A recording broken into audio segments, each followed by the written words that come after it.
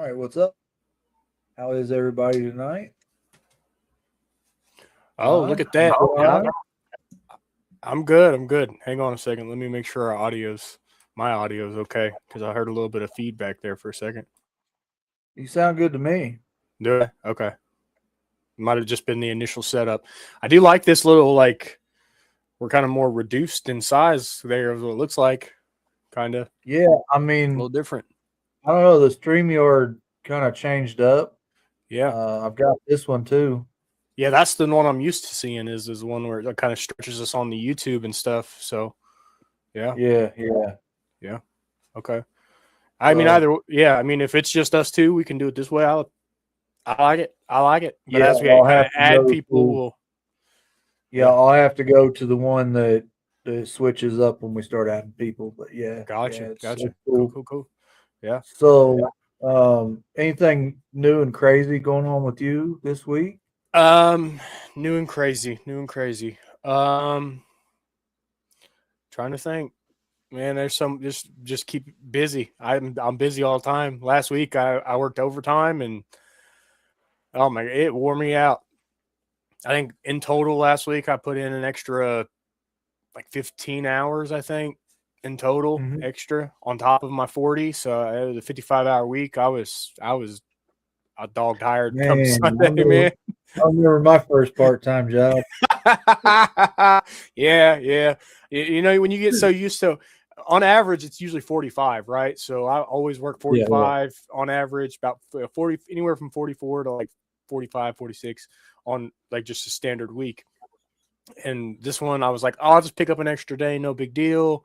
They only want me to do storm cleanup anyway, so I'm just going around just raising down lines, right? That's not what they had me do at all. Uh, At all. I was doing installations and running traffic control and everything. I was doing everything because I was just the spare guy. But yeah, it had me wore down. Come Sunday, man, I was spent. I was like, I'm ready to take a nap, and at that point, I'm like, I got to feed snakes. I got to clean snakes. Got to check everything. I did end up losing a couple of mice. I was kind of bummed about that. So now I'm down to just a 1-to-1 right now. Hopefully, fingers crossed that female actually goes. That way I can kind of build it back up. It was a young, inexperienced colony anyway when I got it, and it was a 3-2. So there's 3 males, 2 females.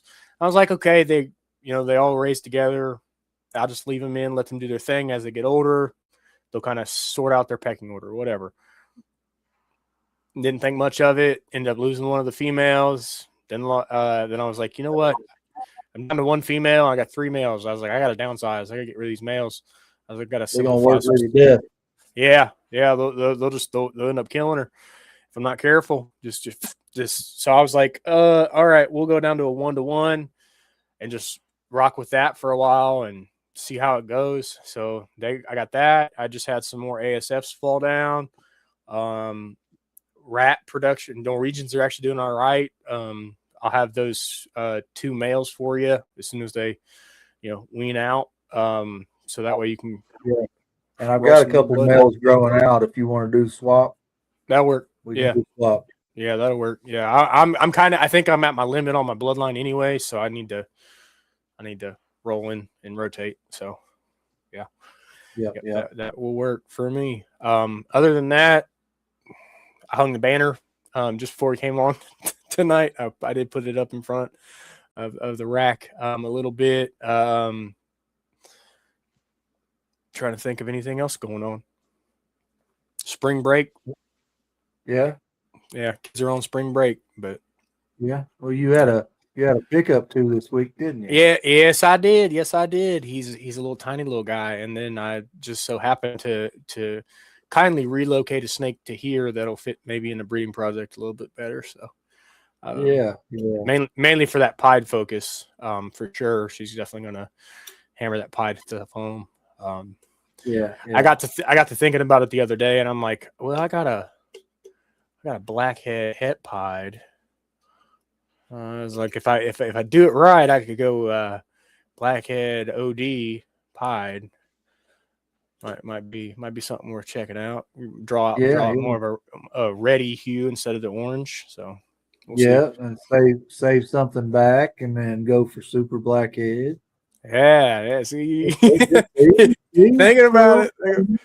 Think about it. so Yeah, it's going. yeah, I mean, I'm super glad that she fit in for you because Yeah, you know, I know those are kind of close to the lines that you were pushing to go. So yeah, absolutely. Yeah, she definitely she's adjacent to with mainly with the OD stuff mm, because I did want to bring that in. Didn't necessarily have immediate direction for the OD stuff, but it will end up playing out in my favor to have it now rather than just trying to bring it in later after I superform. Because if I superform first and then I strip the super away, then I got to go build back to the super. It'll just take too much yeah, time for me. So yeah, yeah, yeah, think logically. yep. But You but always got to anyway, go yeah, oriented. yeah. What about you? Any new chaos and crazy? So yeah, there's been plenty of chaos. So let's see. I brought in. Good Lord, I got to count now.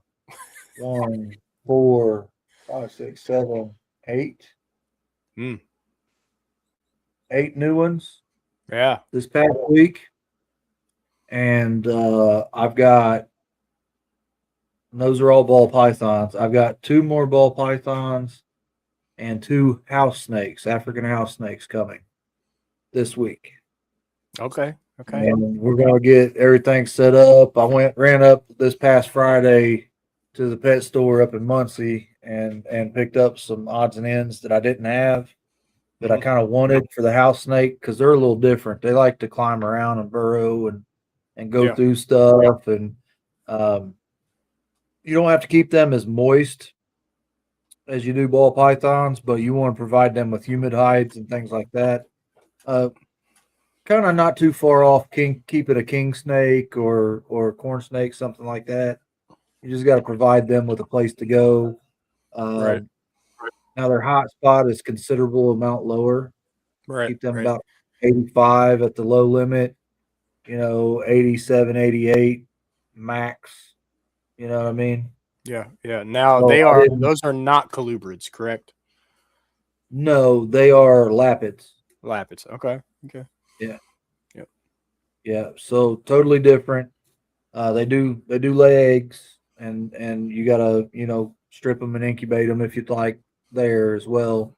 Incubation temperatures are a little different, but these are like juvenile ish, and they're a lot Okay. smaller snake anyway.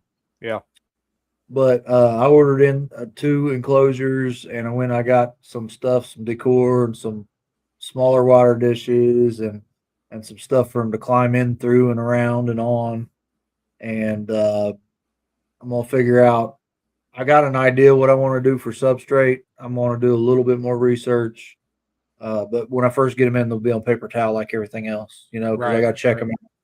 So I've Yeah. got, I don't know, a week or so of checking them out before I even attempt to put them on substrate. So I've got a little time. Gotcha. Um, Gotcha.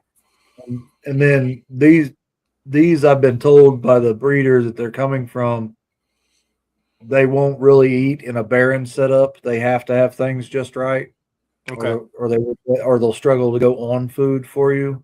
Okay. But after you get them eating and they're kind of comfortable with their environment, you can kind of change things as needed, and they're like tanks once they get going good and solid. Right. So Right. So very, very similar to how king snakes operate. King snakes take a little yeah, bit when they first hatch to get them really rocking and rolling. yeah, yeah, But once they start going, they go turn into garbage disposals. 100%. They'll yeah. eat it. So these are actually my partner Jody's snakes. I'm Okay. hanging on to them and working with them and getting them changed over from live to frozen thawed. Okay. And I'm kind of getting some keeping experience, hands-on experience with them to figure out whether it's a direction that I'd like to move in the future. Gotcha. So Gotcha. kind of a hands-on learner type of deal. Yeah. Yeah. I've done a Yeah. boatload of research into them. So I think I can handle it. I've got a pretty good idea set up and everything. Right. It's just me getting used to them at this point, I think. Yeah, it's definitely an adjustment when you jump to other species and things like that, so it's you always try to put like some type of comparison to what you're used to and familiar with. So coming from a person you do have a king snake, so you aren't Mhm. too far stretched from what you're kind of familiar with, for the sake of keeping your Yeah, king snake. So they're pretty, absolutely. like the way you described it, those are pretty close. As far Yeah, as like fairly close. Yeah, they need clutter, they need humid hides, they need busy, because it keeps their they need you something know, to do. yeah, it keeps them going. Yeah. So Yeah. that's cool. That's really cool. Yeah. So yeah, and like I said, they are burrowers and they will stay hidden some, and but Yeah. and they're nocturnal, so they come out at night and they wreak havoc at night. So You wake up, everything's kind of just like all in disarray. You're like, what yeah, happened? yeah, yeah. You're like, I just cleaned this So up. that's the pretty good news. I've got some pretty horrible news to share as well. Yeah. Um, we've said before we share both the good and bad. We want to talk about exactly what it is to be a ball python breeder Yeah. or anybody that works with live animals. Period. So we have had a death in the family, um, and it was our lesser clown female, the one that was the furthest far along, and about ready to lay for us, or so we thought. Okay, so as most of you know, that I do palpate and I do not own a ultrasound. So the last time I palpated this girl, she was probably about 25 millimeters or so, and you're talking probably a good 3 months ish ago. So she was well on her way. Uh, Now this is the growing pain part. Part of this is me being a new breeder. Part of this is something I don't think many experienced breeders would have been able to do anything about, right? Um, so the story is I come home Friday and instead of doing exactly what I normally do is open the bins first, I go into the hatchling rack and I clean the hatchlings.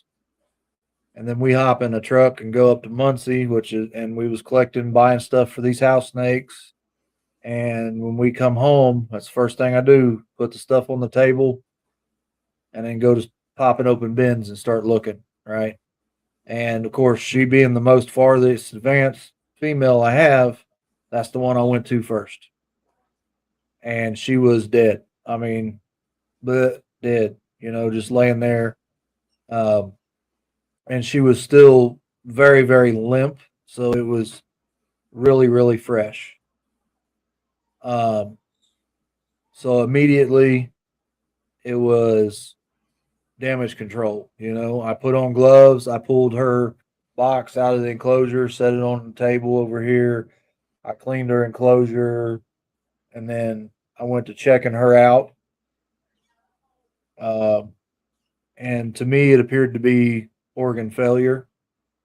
I'm not going to go into many gruesome details, but I did palpate, and she had no eggs whatsoever. She had totally reabsorbed. So the swelling that she had was her organs shutting down on her and her swelling up is what it was. Um, Immediately after that, I was in a discussion with my wife about it, and she said, "Well, you need to go spend the money and get your ultrasound." I was like, "Well, what do you mean?" She said, "Well, if you had been ultrasounding actively, you would have been able to tell that she regressed as far as her clutch and that swelling was abnormal. And you may have not been able to stop it, but you would have been able to vet her and euthanize or whatever instead of uh, what had happened. She basically went through the whole process and died, and undoubtedly she suffered some. You know, because reptiles and birds alike, they hide pain and they hide physical ailments horribly. You know, they hide them really, really well. Like you won't be able to tell until it's almost too late, or in a lot of cases, it's too late. And this girl threw me for a loop because she did everything like she was supposed to do. She bowl wrapped. She hung out in her water bowl, cooling down to grow follicles.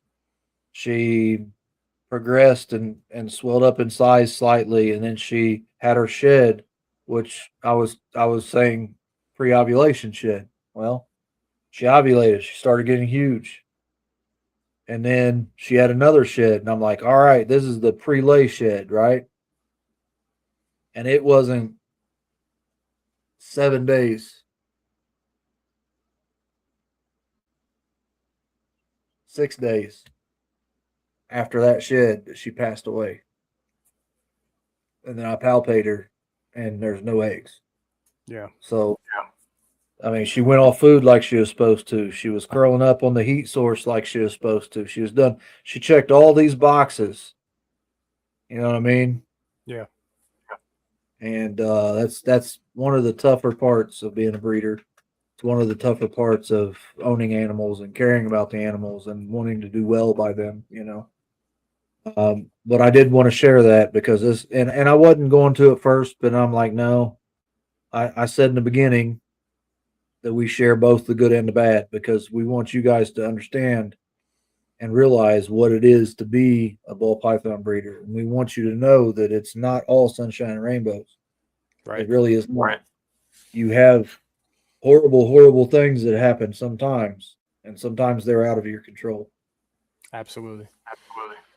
So, you know, after I got her taken care of and in the freezer, I cleaned up, you know, sanitized, and I went to checking everybody, you know, because at this point it's paranoia, you know what I mean? Even though I could tell by looking at her that it was organ failure, it's still I got to look at everybody, make sure everybody else is okay, make sure nothing else is crazy, you know what I mean?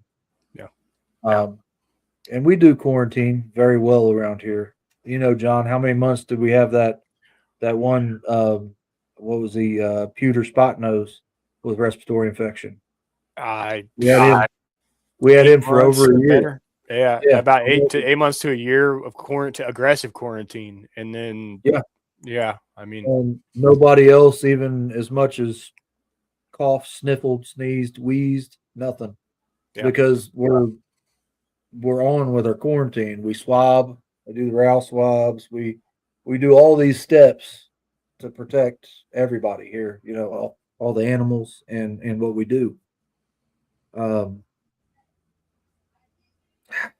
don't know. It's just one of those things that catch you from left field, and you're just not ready for it. Yep. So, but that's the sad news. Enough about that stuff. Yeah. We'll pick it back up, pick up the mood a little bit. So, yeah. So, I mean, other than that, we've not started another round of pairing yet. Gotcha. I'm decided to hold off. Yeah. A little bit. I want to try to get that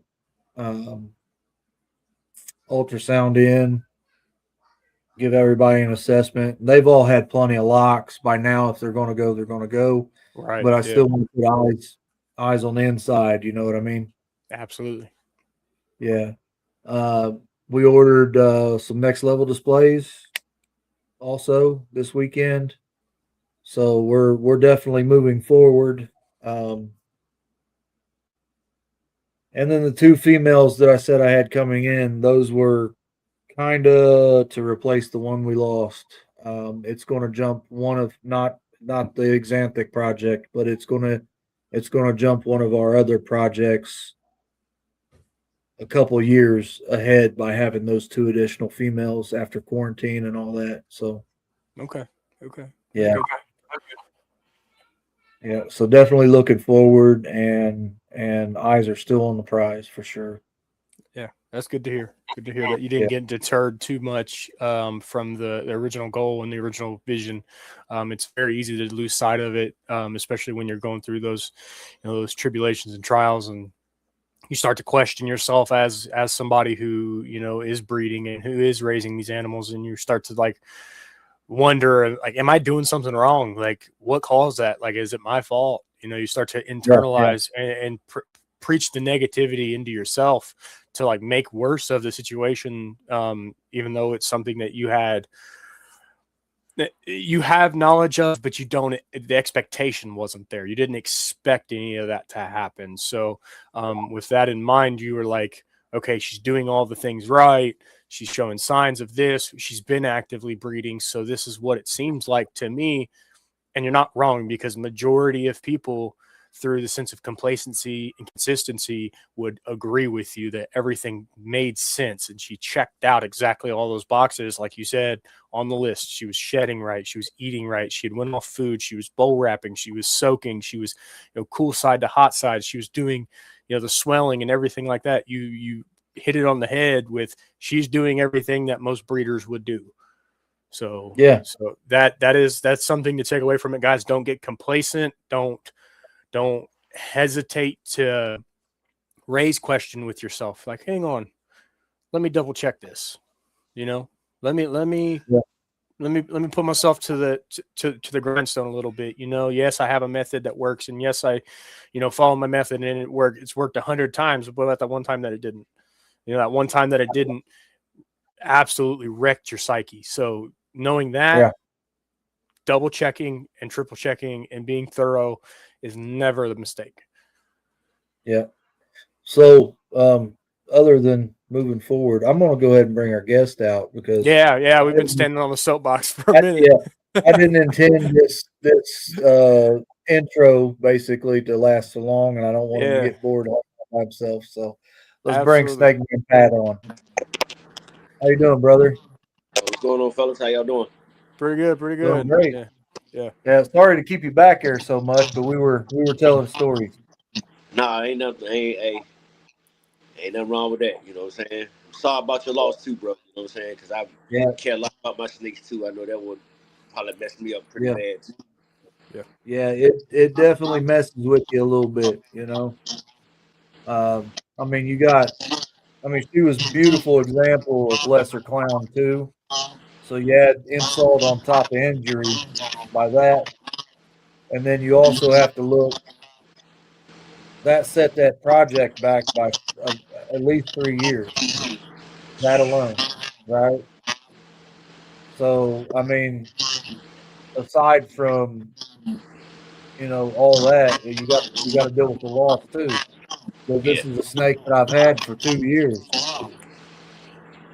She wasn't a short time residency around here.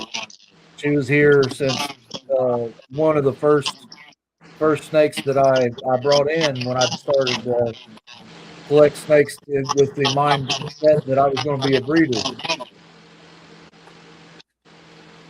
yeah, yeah, man. It's one thing about it, man. The snakes can't tell you if something wrong with you. Like you said, they don't even. A lot of the times, they don't even show signs that something going on with them. You know what I'm saying? So yeah, it's kind of the curse of having them. You know what I'm saying? Is that you can't tell if something going on with them until, like you said, it's almost too late. You know what I'm saying? So it's, yeah. it's crazy. Yeah, yeah, Yep. yeah, absolutely.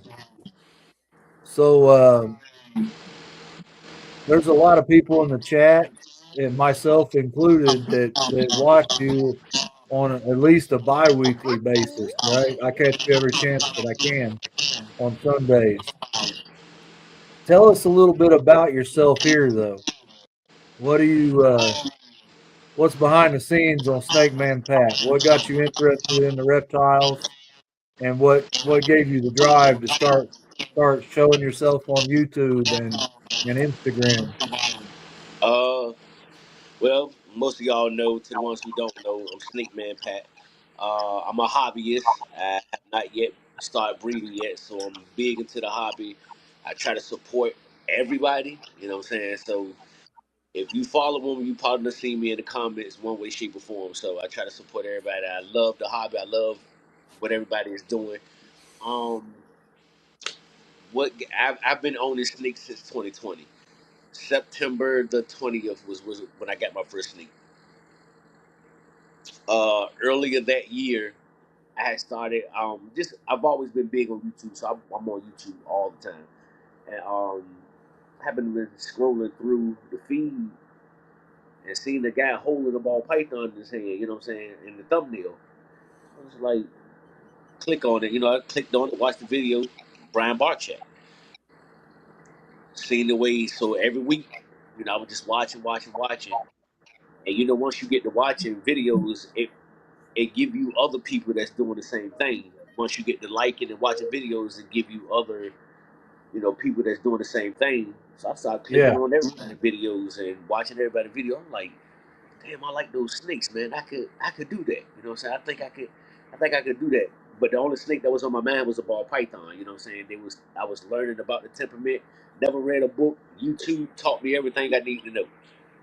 YouTube taught me everything I need to know about the animal. So, my wife was like, "Well, babe, you go ahead and get you one." You know what I'm saying? So I went to PetSmart, got the whole little setup, got my first normal, and it's been history now. 6 years later, I got 15 snakes, so it's very addictive.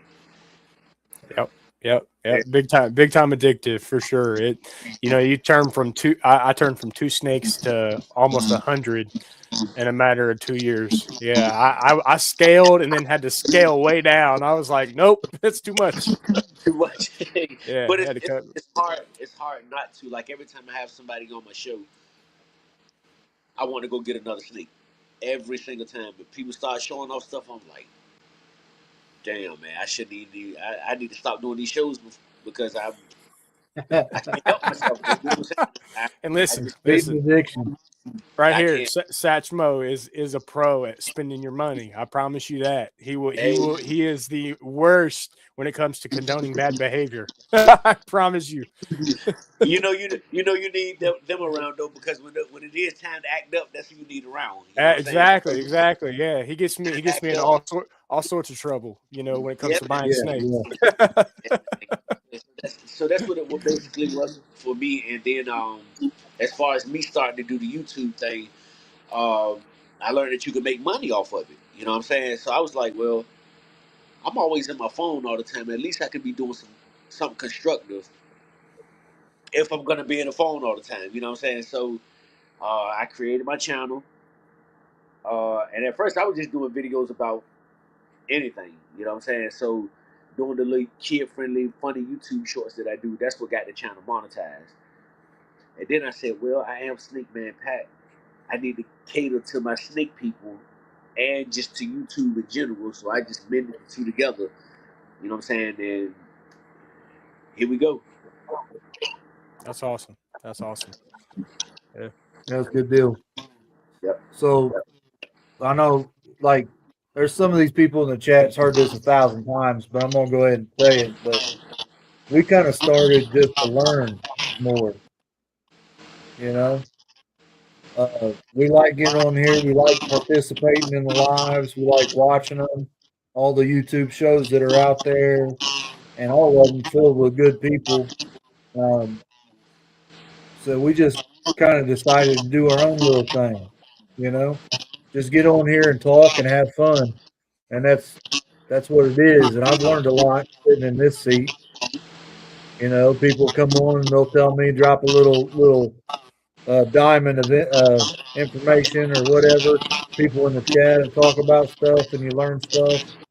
Gives you ideas on breeding plans. You know, you get to searching. You know, Yeah. so yeah, I mean that's kind of what we do. Yeah. Yeah. Yeah. I mean, it's always good, man. People want to be interacted with. You know what I'm saying? That's the main thing, man. You probably don't realize how many people that you probably help every Monday we all hop on, and you know what I'm saying. That's probably the only kind of communicating some people do all day. I'm close. I'm more closer to the snake community now than shit. A lot of people in my family. Excuse my language. You know what I'm saying. Yep. But you know, it's just it's an outlet, man. And if you got a lot of people that's interested in what you're doing, it gives them the out for a little while. From 7 o'clock Yeah. to 9 o'clock, they know that they can get away from the rest of the world for a little while, and then after y'all show go off, it's back to reality again. But those 2 hours gave people the strength to be like, well, all right, I had this on my mind for a little while. I can go to bed tonight. I can get up tomorrow and do it again. You know what I'm saying? So Yeah.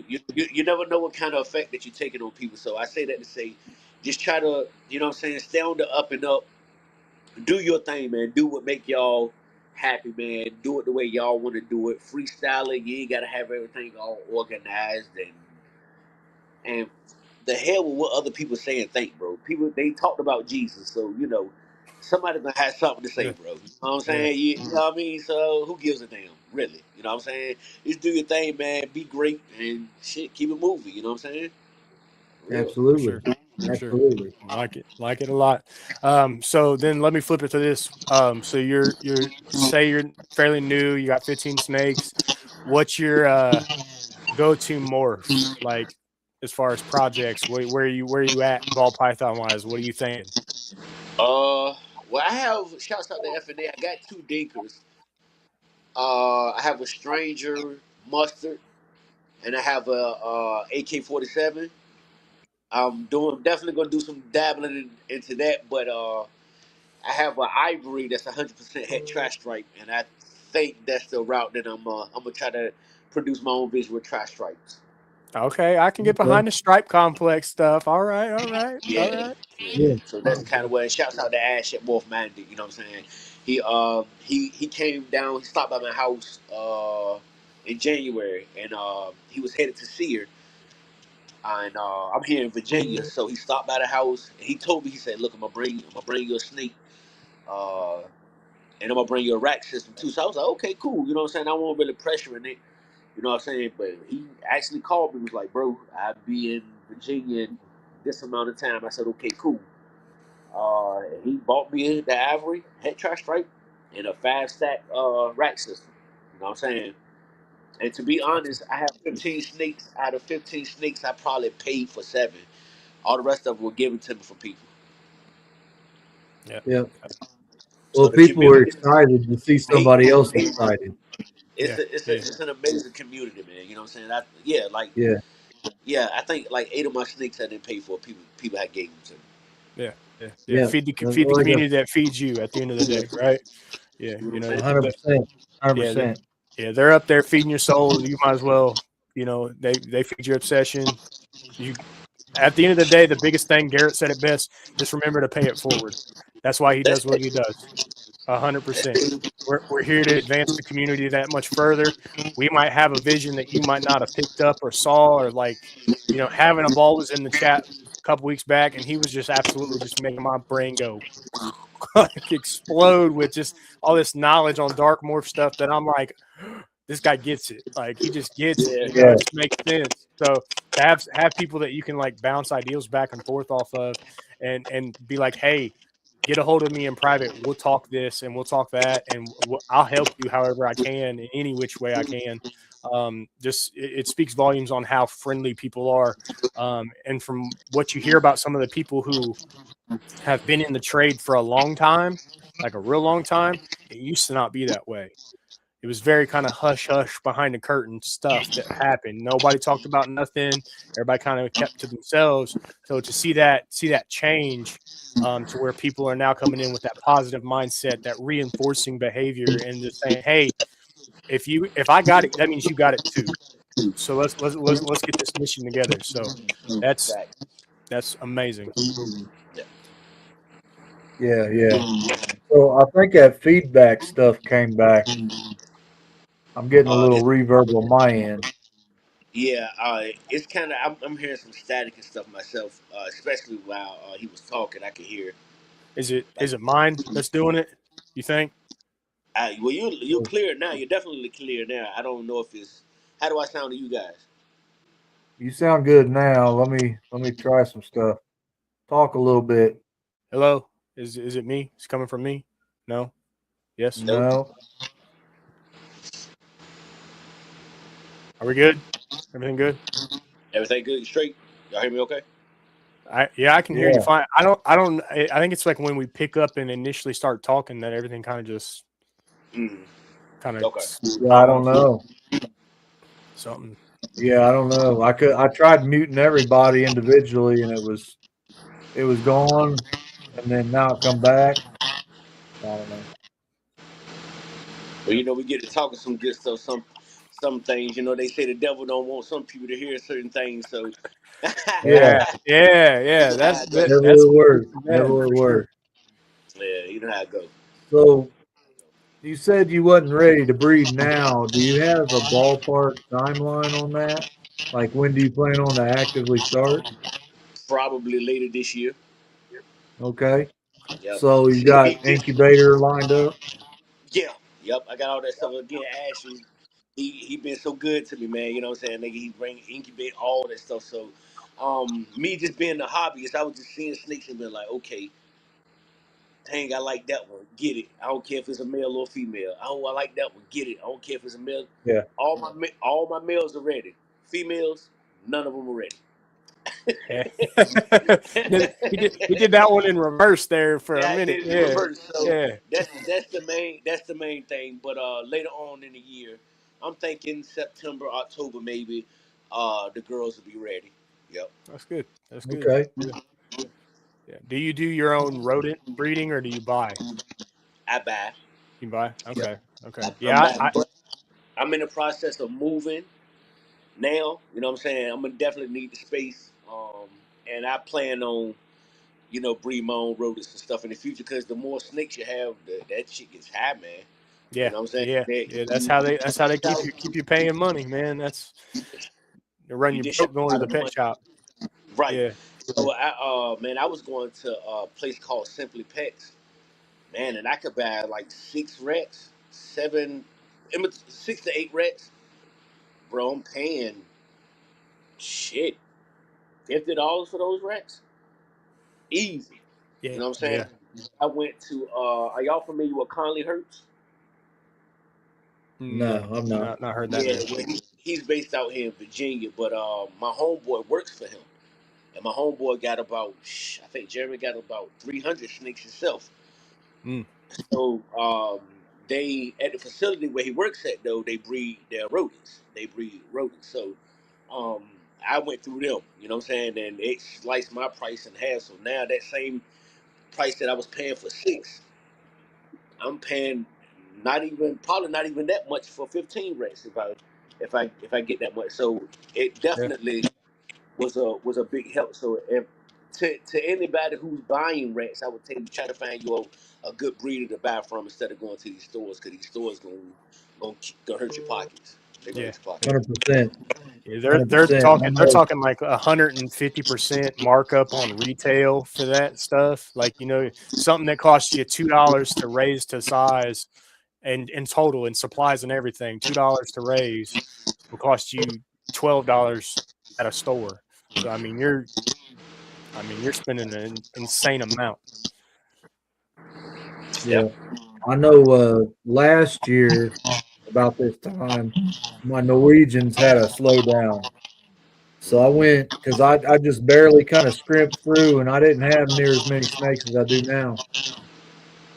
But I went and bought, and I think it was 9 rats and it was 78 bucks. I'm like, there ain't no way.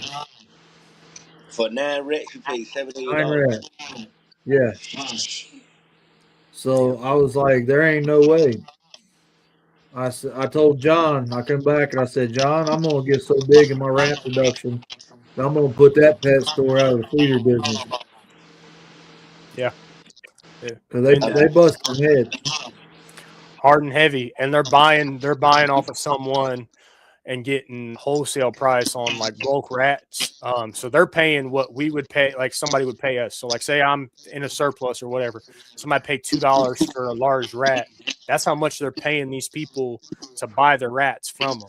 And then they're turning around selling them for like 9 or 10, and I'm like, you walk in there, you're like, $9 for a rat? Like, what? It's a rat. Yeah. Yeah, man. When I walked in there and looked, I was like, man, y'all went up $2 on these rats. You know what I'm saying? It was like, yeah, you know what I'm saying? We've been slimming in. Some of these stores, they don't know the difference between a small rat, medium rat, like a crawler. They be selling those crawlers as small rats. And I'm like, yo, this is a crawler, yo. That's not a small rat. Yeah. Yeah. And they selling them two in a pack for $10. Mm. If you got 10 snakes, man, you ready to pay $50, $60 for 8 rats. You know what Yeah. I'm saying? So Yeah. it's Yeah. it's yeah. When I got with my homeboy and he said, yeah, man, we breed our own rats, we gas them and we freeze them up for you. I can send your order whenever. I was like, shit, yeah, let's do that.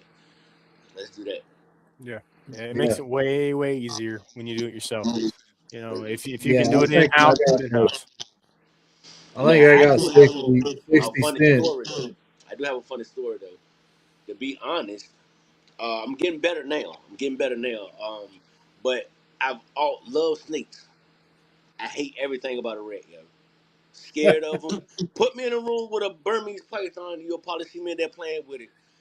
Put me in a room with a large rat, y'all gonna see a body print in the wall. I'm coming out of there. Coming out of there, bro. You know what I'm saying? I'm coming out of there, Yeah. but I'm getting a little bit better because a couple of my snakes are picky eaters and they don't eat but live. So Mm. when my friend Jeremy comes over, I try to grab him by the tail just to get a feel of it. You know what I'm saying? And I drop them in there. If they don't eat it, I grab it, pull it back out. You know, so I'm getting better at it. You know what I'm saying? But yeah, man, I got when I was young, I got bit by a rat, and that's a painful bite. Oh yeah. Oh yeah. Yeah, that rat bit my finger, and I ain't been right with no rat since. You know what I'm saying? Yeah, Mm-hmm. Mm-hmm. all messing with them. But you know, in order to feed my animals, I make that sacrifice. You know what I'm saying? Yeah. Yeah. 100%. Yeah, I don't think anybody as reptile, as especially as snake people, none of us want to have to feed rodents. Like you love all animals, you respect them and everything like that for all that they're worth. But you, at the end of the day, you don't want to have to do that. It's just a necessary step in order to provide for the animals that you do have. So when a lot of people have such a controversy. You feed your snakes rats? I'm like, yeah, I have to. I mean, it's a necessary step in order to keep my snake alive. I was like, but I can promise you this: my breeders, my breeder rats, live probably the best life they could ever live. They live in luxury. They're getting fed like crazy. They're getting bedding changes every 3 days. They're getting fresh water constantly. They're table scraps when I can and where I can and everything. They're really getting living lavish. And then they're like, oh, I never thought of it like that. I'm like, I mean, when you think about it, they're just like having a pet. They just produce babies, and those babies turn into food for my. It's a necessary step to feed my snakes. I have to do it. Yeah. So Yeah. Yeah. A lot of people that be having those opinions too, man. Like when they say things like that, that's cruel, that's rude. How in the hell do y'all think these animals eating in the wild? I mean, Ain't how do you? nobody warming it up for Is them. it cruel because we're doing it, or is it cruel because it's cruel? right, And most of the people who say stuff like that have absolutely no knowledge about breeding, ballparking. They know nothing about the animals. You know what I'm saying? They right, know absolutely nothing. So you know, yeah. it Well, is You what yeah, it just is. you get that when you get on these Facebook groups, especially they're horrible about it. Oh, a ball python baby needs a 4x2x2 enclosure and all this. And I'm like, you do realize that they're exclusionary animals and they like to they're, sit in the they're, tightest. they're this big when they're babies. They fit in the palm of my hand, man. Like Yeah, that's you that's are the reality. gonna starve that critter to death because it's gonna lock up and not want to eat when it's that small and you put it in something that large. It's Yep, gonna feel way too vulnerable. yep. I'm like, Right there, I mean, six quart shoe tub. Some things work great for hatchlings. I'm just saying, and I always recommend people get the ones with the latches because if you don't, you're gonna have some escape artists. They're Mm-hmm. stronger than they look, and they will push them lids open. They will Yeah, push them lids open. my homeboy had two escape, and I'm like, how they keep getting out, bro? He said, well, I had them in the tub, man. You know what I'm saying? And I said, bro, those tubs you got don't have the clips on them to keep the tub down. I said that snake. I said they can flatten themselves a good distance, good little ways, bro. They can like make themselves flat. I said he'll slide, he'll push that piece up, slide right out, Yep. Yeah. slide right out, bro. You know what I'm saying? So he got it. He finally got it after 3 escapees, but he's straight now. You know what I'm saying? Yep. Straight. Yep. Yep. Yep. I mean, you just have to. It's a necessary part. Buy the equipment once. Like Carl, like you said, buy once, cry once. Spend the money That's right. to have something that you know is not going to have an escape artist come out. So Yeah. Fact. I'm big about that. You got to have the right tool for the job. Sometimes you're paying for convenience, but that convenience saves you a headache, you know? yep. Agreed. Yeah. So, what's your hardest lesson you've learned so far, Pat, as far as keeping snake? They gonna make you be patient. Yeah. That's They to me. don't.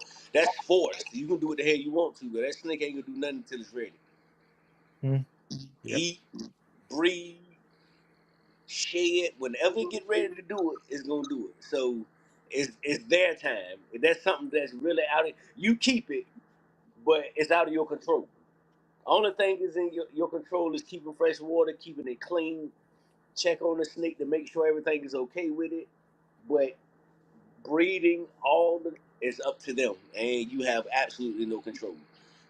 It teach you patience. You know what I'm saying? It teach you, and a lot of things I ain't patient with. So having them, I was like, okay, I get it. I get it. You know what I'm saying? So that was a hard one, being a person that wanted when I wanted versus that thing saying, man, look, I get to size when I get to size. you Yeah. know what I'm saying? Yeah. Yeah. So yeah, just it taught me a lot of patience, and that was a hard lesson to teach a person that's not all that patient. You know what I'm saying? Yeah. Yep. I'd have to agree with that. That's one of the key things. I mean, I was blessed with a lot of patience, but I did realize really quick they don't keep my schedule. It's all about their schedule. The feeding, just like you said earlier on, I had some that didn't like a black rat or didn't like a white rat, or yeah, it's Yeah. all about catering to them. You guys, Yep. and they have all got their own little personalities. People don't believe that, but they do. You know what I'm saying? Oh, they do. Yeah. They do. 100%. They're particular about certain things. Some of them like it. Hey, I gotta have a hide to be able to eat. Hey, I gotta have a water dish so I can soak all day long. And then I gotta get a rock in there so I can rub up against it, because if not, I'm not gonna shed right. Even if you got Yeah. perfect conditions, it's still gonna have a blown out shed. You may experience that as your females get larger, especially when they get to like real big, 2,000 grams and up. Even with perfect conditions, sometimes they'll just still blow up a shed. It'll still be like instead of a one solid piece, it'll be like 3, 4, 5 pieces. It'll all come off, but it'll be broken. And you're like, man, I really want to keep that shed. That would look real nice, And you're like, I guess not. Nope. Yep. So I got a shed hanging up here. First clean shed I've had from this girl, and I've had her since November. And it wasn't because she was broken up. It was because she's the one that likes to bag her poop for me. Ah. So I like to keep at least one shed and dry it out clean.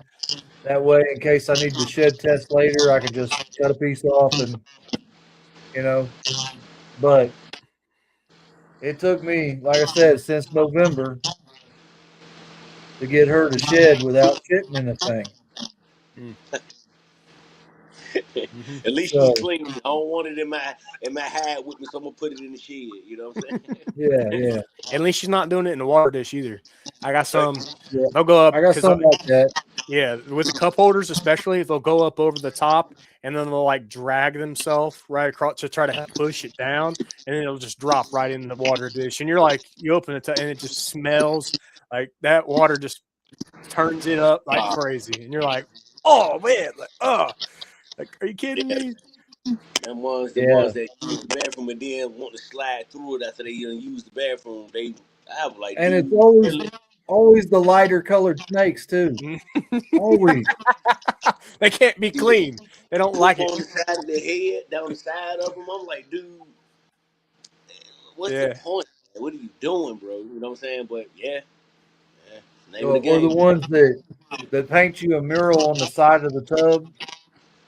yep. Had that. Had Yeah, that. like what are you doing, Picasso? I mean, come Yeah, on. yeah, man. I'm telling you. There we go. There we go. T-shirt. Woo, I got it. I got it. Yeah, yeah.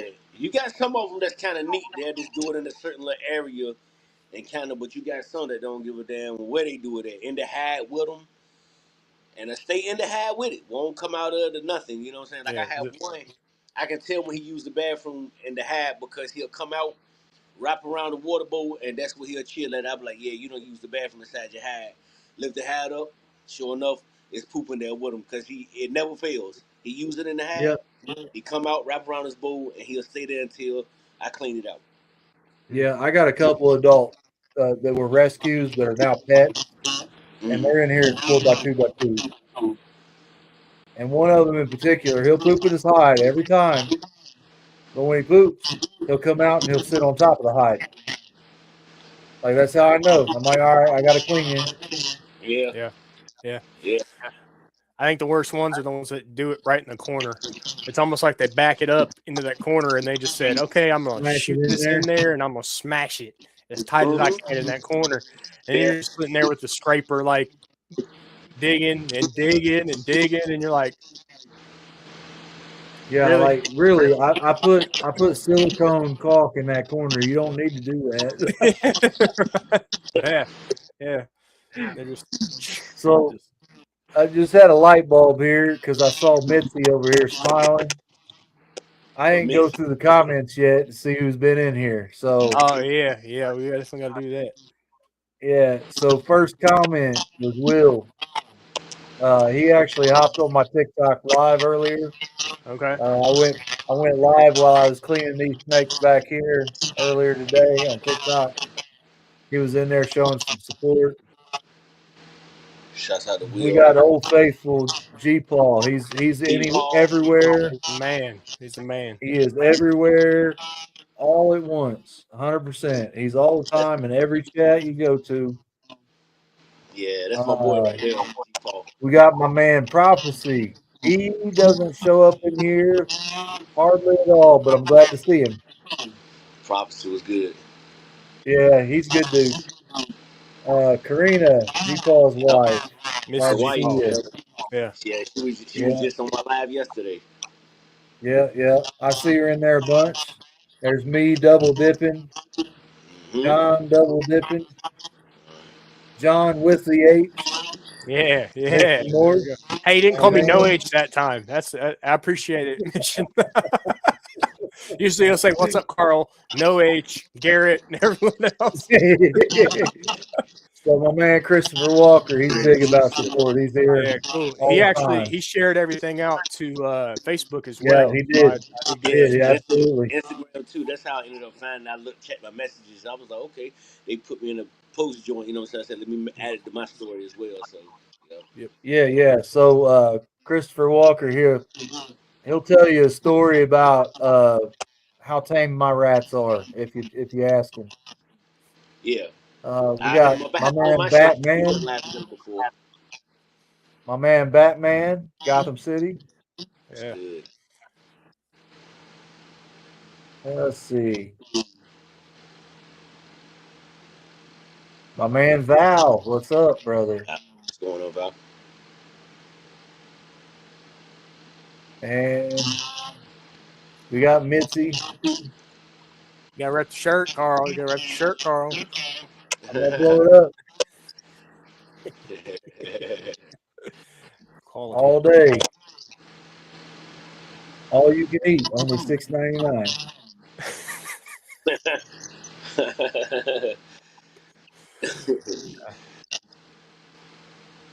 Let's see, my man Platinum. He's been busy here lately.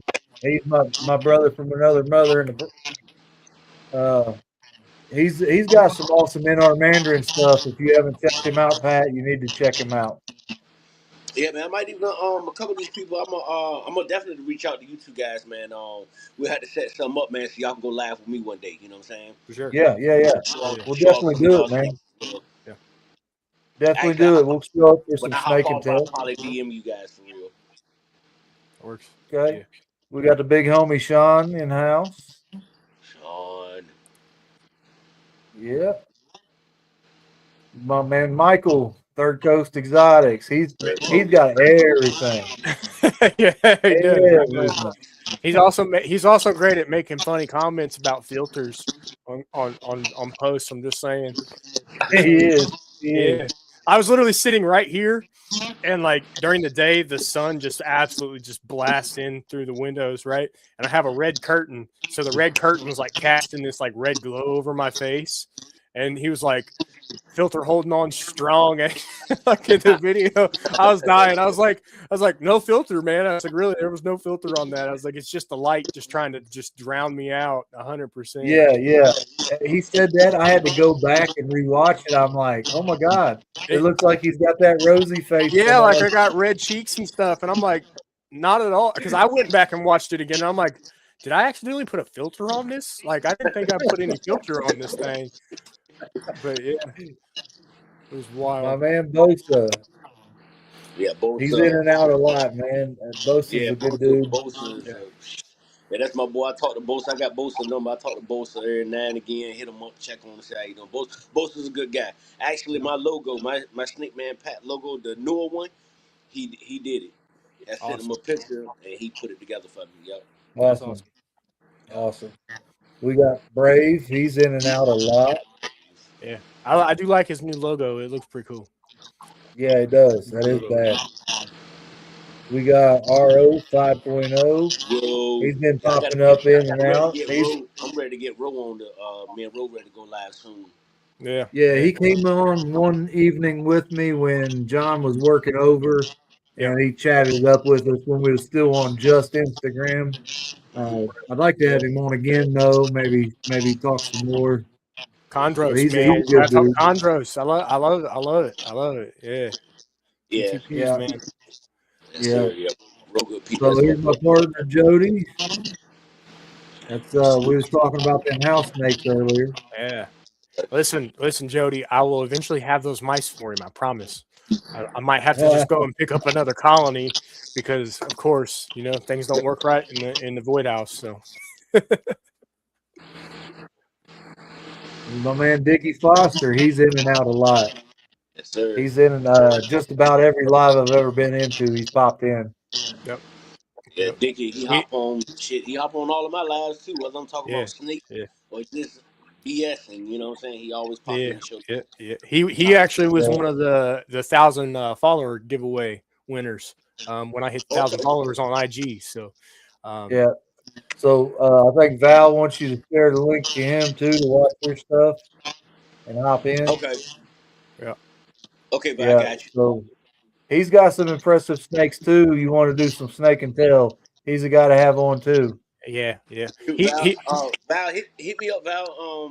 We definitely can do something. I'm trying to find people to book up for the next few weeks, man. So you hit me up. Yeah, yeah. He will like, but wait, and then he'll do one of these numbers, and then he'll go grab a snake, and then you'll just be like, "Where'd that come from, Val? Like, what is that?" Yeah, Will snake and tail. Yeah. Okay, TikTok. TikTok. He's on TikTok as well.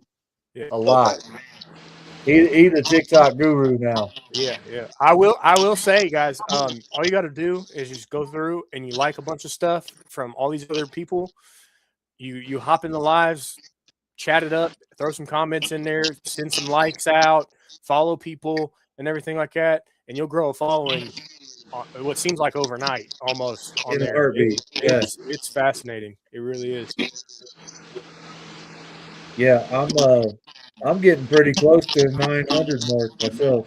Yeah, Followers. yeah. I've not been on it significantly, but I'm already close to the 200 mark, and like I was like, I'm not even like on here all like that much, and I don't check it frequently. But to be that close to 200, I'm like, that's wild. Yeah. So when we have our shows on Monday, I'll get these clips generated up, right? And I'll try to post them on TikTok, Instagram, and Facebook. Yeah, Sometimes they don't go all the way through TikTok, but the ones that do, man, they get a lot of attention. yeah, yeah. Well, actually, so the post from today, I recorded it on TikTok first, so it posted TikTok first, and then I took it over to IG, and then took it Slim to Facebook Shady. as well. Um, so yeah, it just went. It kind of I kind of did the big three, but because TikTok is such an easy like creator platform, I went that route first, um, just to give it a try, see what it was all about, and it actually didn't do bad. Yeah, And I mean, because honestly, I'll give you my little cheat code too. When I was first starting to build up my Instagram, my followers, and my content, I'd hop over to TikTok, load in a bunch of pictures, make me a video, scroll picture collage on there, put some music on it, post it to TikTok, and then I turn around and post it to Instagram and Facebook too. Yep. So Yeah, that's effective. yeah, right there, he does 100%. Look at that. I'm way behind on learning this stuff. Barely work IG correctly. John, yeah. He said, I have to bring my wife to the expo. She's got to do the tap pay. Yeah, She's got to take care of it. Yeah. Yeah. Listen, I get it. I get it. Mission. I was not an avid social media guy.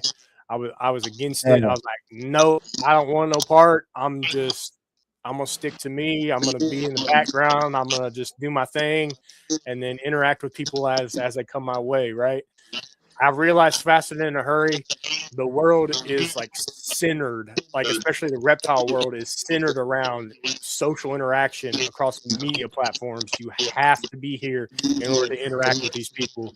And to think that like I'm just this little young guy from Indiana, like would never have thought, I'd be meeting people from Texas and Oklahoma, California, Virginia, all over the place. And we've had people from everywhere hop into the chats and just talk it up with us, and I'm like, this is amazing. This is what the intention behind social media was to begin with. It was to bring people in from all over the world and allow them to interact in a public forum. yeah, 100%, telling 100%. you, telling you. It's amazing how I always think about like, dang, snakes bought all this. Snakes did this. Yeah. You know what I'm saying? I mean, at the end of the day, we all the same people, bro. You know what I'm saying? No matter what path of life you on, what race you on, big, small, whatever, male, female, whatever you claim, it brought us all here together. And we the same motherfuckers, man. Yep. We are the same. Nobody is better or lesser than anybody, man. We all in this shit together. You know what I'm saying? Yeah, So that's 100%. one of the top things that I appreciate about the community. You know what I'm saying? It really did bring a lot of people. Like, I know people in Philly, Florida, Atlanta, Chicago. Man, I had people. I'm talking about these people. These guys. I got their phone number. Yeah. I can literally hop on the phone, call them up, and say, hey, bro, listen, I got this going on with these snakes, man. What should I do? Yep. 100%. Yep. You know what I'm saying? John for Mission. I ain't never met John in person. I got John's personal phone number. He I get said to he was call an him on the all phone when I green. need to talk to him. Proxima. I can call him on the phone. You know what I'm saying? Mhm. I got these people personal number. So the community is just, I mean, like I said, in anything you got the bad fruit. We gonna just say that for lack of better words. You know what I'm saying? But for the most part, man, this a cool community. Like, I pretty much watch people like you guys, other podcasts, and I pretty much know who to stay away from and who to deal with. See what I'm saying? Like Yeah. if somebody were to come on your channel and I kind of feel a vibe from them on your channel, I'd be like, nah, I ain't going. I'd rather not. You know Yeah, what I'm yeah, saying? yeah. Yeah. But then I could watch your channel and say, okay, I like the way they podcast. I like the way they do their thing. They freestyling it. Yeah, I gotta have them guys on. I gotta hop on. I gotta have them on mine. You know what I'm saying? So you can pretty much, I put it to you this way. I interview anybody that y'all will interview because I know y'all ain't gonna interview no bad people. Yeah. Knowingly. Right. I Right. say Yeah. Yeah, Yeah. break it down. Yeah. yeah. Yeah. Knowingly interview bad people. You know what I'm saying? So, that the community is awesome, man. I love it. You know what I'm saying? Um, I do feel like sometimes, what, and then anything that you got a bunch of men in can be ego driven. You know what I'm saying? So sometimes the ego get a you know, little rough, but for the most part, bro, I love it. I love it, bro. My YouTube, you go on my feed, yo, it ain't nothing but slick stuff coming all the way down the feed. All the Hmm. way down the Yeah. Hmm. feed. That's all I Yeah. do. You know what I'm saying? That and morph modeling. That's it. That's it. Listen, more far can get you in trouble. Oh man. It Shit. gets you in trouble fast. I was Especially on in, some auctions the other day. I said, yeah, I gotta get off of this. yeah, that one right there, the auctions, man. Woo, tear you up. Tear you up. I gotta get Ah, off. you're like, can I use that? Oh yeah, I could use that. Like, all right, let's start throwing down on it. And then like I'm bad about it. Like I'll just,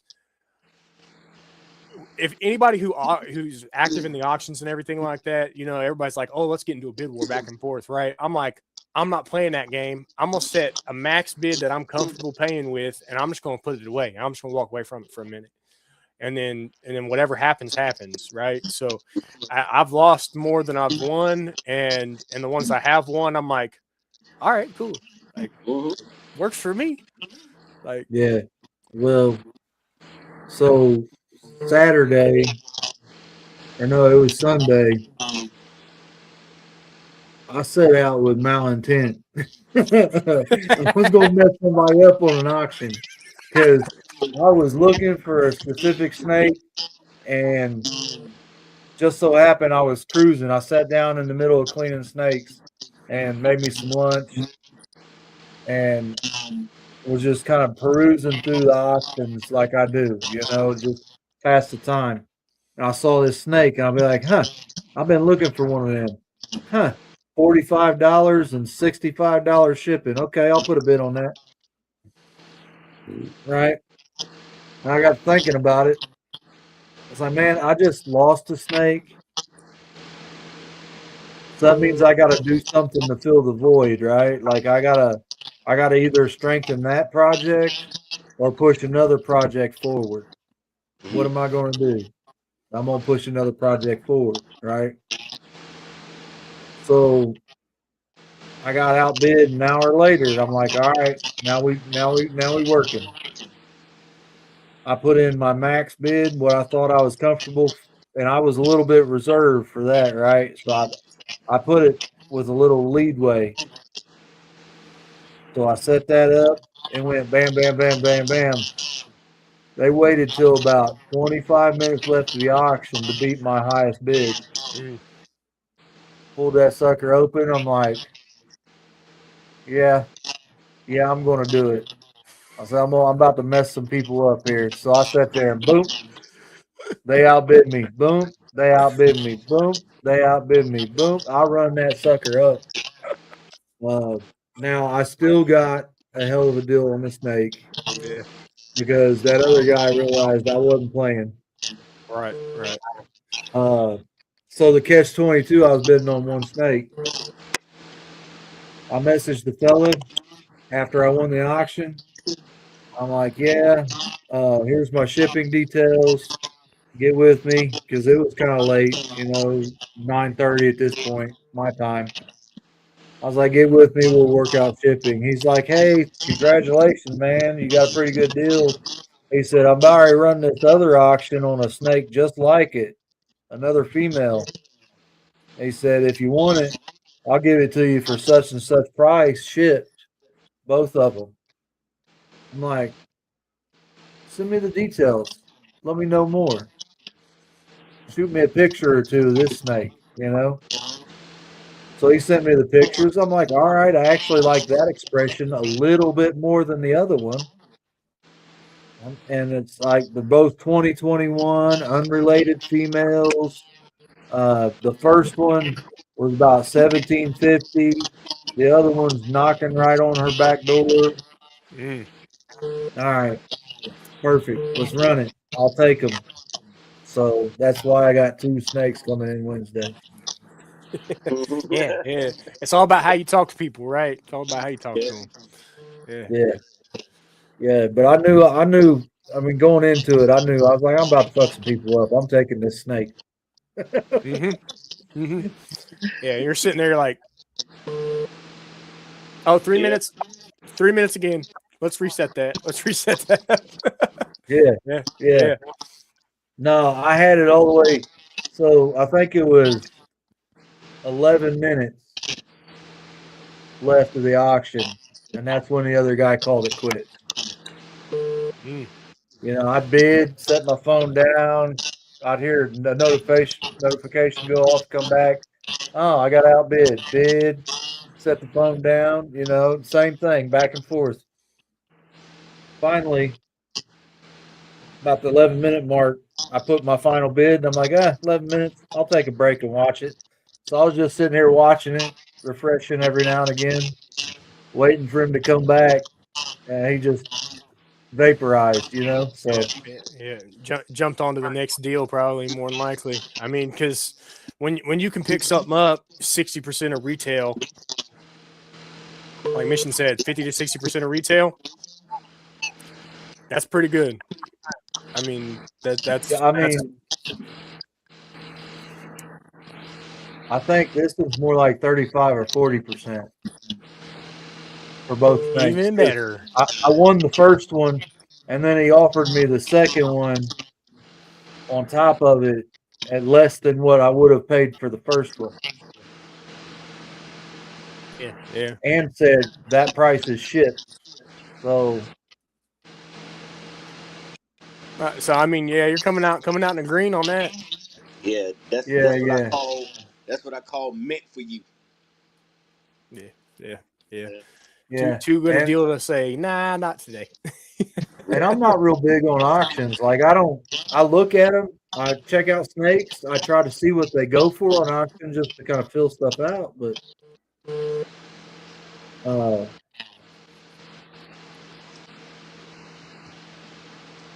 what did you say? Never go over that without winning them. Yeah, Yeah, yeah. That's how I am right there. If I'm that set on it, it's yeah, mine. yeah, Right? yeah.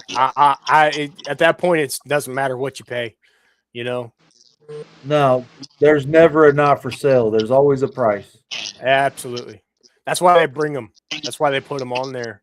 Well, They you wouldn't say, put them on girl, there for no reason. AKA. Like they put them up there and it says NFS on it, or you go to an expo and you see NFS on it. You're like, I know you have a No, price that on hey, there. look at this pretty snake. Make me an offer. That's what that means. Yeah, exactly, exactly. You walk in there, with a roll like that, and you say, they'll be like, "It's yours." You Mm-hmm. know, Yeah. they're gonna take it, and I'm like, makes sense. You know, you Yo, cash is king in them Adrian. things. Ain't So ain't too many people gonna deny $5,500, right, $7,500 in a visit. right, Well, yeah. I tell You you just what, made their though, weekend, man. You just made their Yeah, you weekend with know, that. ain't too many people gonna I deny would be that. the one asshole that did though, because if I take a snake saying, this is what I created, and I know damn well that's my whole back. I fought for everything I got. You know what I mean? Yeah, Yeah. I you, bought you, some snakes that were like way down here and build up to here, and then build up to here. You know what I'm saying? yeah. I'd be the asshole that tell you no. They walk in, they're like, "Here, I got $5,500. Will you take that?" And you're like, You know? 7,200. You just kick them up just enough to make them mad, right? Just Yeah. enough to make No, I'd them be mad. like 12. Even worse, they'd be like, and Give me run. They 11. take off running.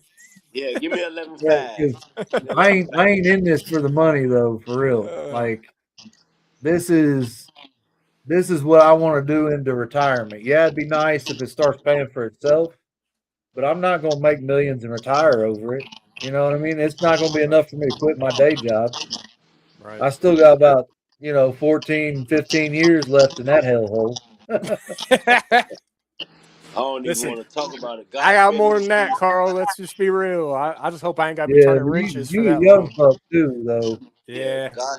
God spare me to see July this year. I'll be on my job 18 years. Oof, man. Yeah. Yeah. I'm coming up on my ninth year in November. With the local cable company, so it's not bad. I definitely don't think I'm gonna be able to do it for forever. You're doing the trade stuff. Being outside, dealing with the weather, turning wrenches, climbing ladders, slinging wire. It's You gonna know, start wearing on you. Yeah, it's gonna start wearing on you. so yeah, so man, I, I'm telling I I feel it already, and I'll be 30 this year. So I'm like, if I'm already at a point where like my fingers and toes hurt when I get up to put my boots on in the morning, like we got a problem. Like Hey we man, gonna I'm have telling you, problems. I just turned 41 yesterday, and sometimes I can get out of bed, man, and I'm still tilted until I get to the kitchen. I just started straightening up once I got to the kitchen. Oh You know what man, I'm saying? yeah. I'm Well, telling you, man, get up in the morning, sound like firecrackers in the morning. Bones popping, you know what I'm saying? That shit. I'm telling yeah. you, man. I'm Look telling you. at it. They're all giving me crap. They're all giving me crap already. They're like, look at this young buck over here talking about how He his said, body breakfast will hurts. smell like milk. But hey, happy birthday, Pat. Yeah, man. Thank Yeah, you. yeah, Thank you. definitely happy Yeah, birthday. Yeah, yeah, hope we all live to see many more of them things. You know what I'm saying? yeah, absolutely. Fishing said he's 56. Okay, okay. He said he pulled a muscle putting his Mission, socks on. Mission got them firearms over there for you. Right, right. Yeah. Well, and third coast, I don't sleep well. I don't sleep well. That's probably that could have a lot to do with why I hurt all the time because I don't be sleeping. Yeah, Like I'm I, ready to go take a sleep test in a couple weeks. Matter of fact, I got to go take a test of sleep apnea. mm, mm. Yeah, that's rough. Yeah, I know that I always tell people like, yeah, I gotta get off, man. It's bedtime, 9:30 or whatever. I literally lay here for 2.5 hours just tossing.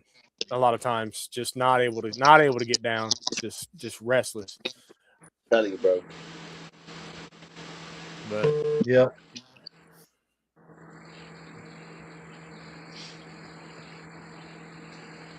Yep. man, Life be life in yeah. there, man. That come with it. Will's 100%. Will And sounds like me in the month of March.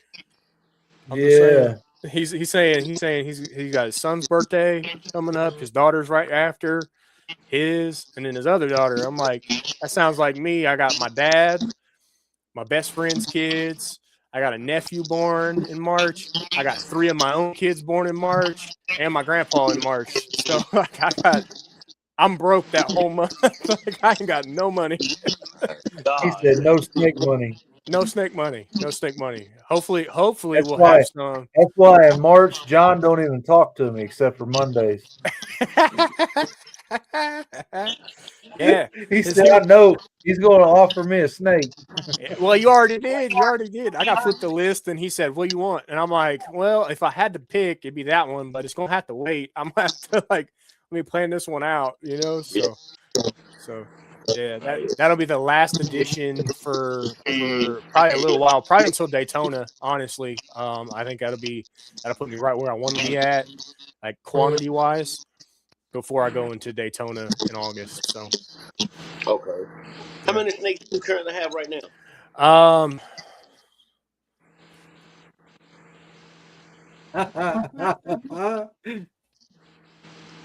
I think right now I'm at like 28.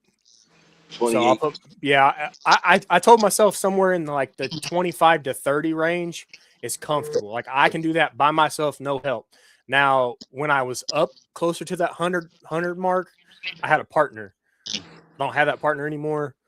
A lot of things kind of Yeah. shook Yeah. out wrong and stuff. So I had to downsize significantly. So when I went through downsizing and then like getting rid of stuff to replace it with other stuff, You know, that's kind of where I got to. So now I have a focus on like projects specific to the recessive morphs that I want to work with.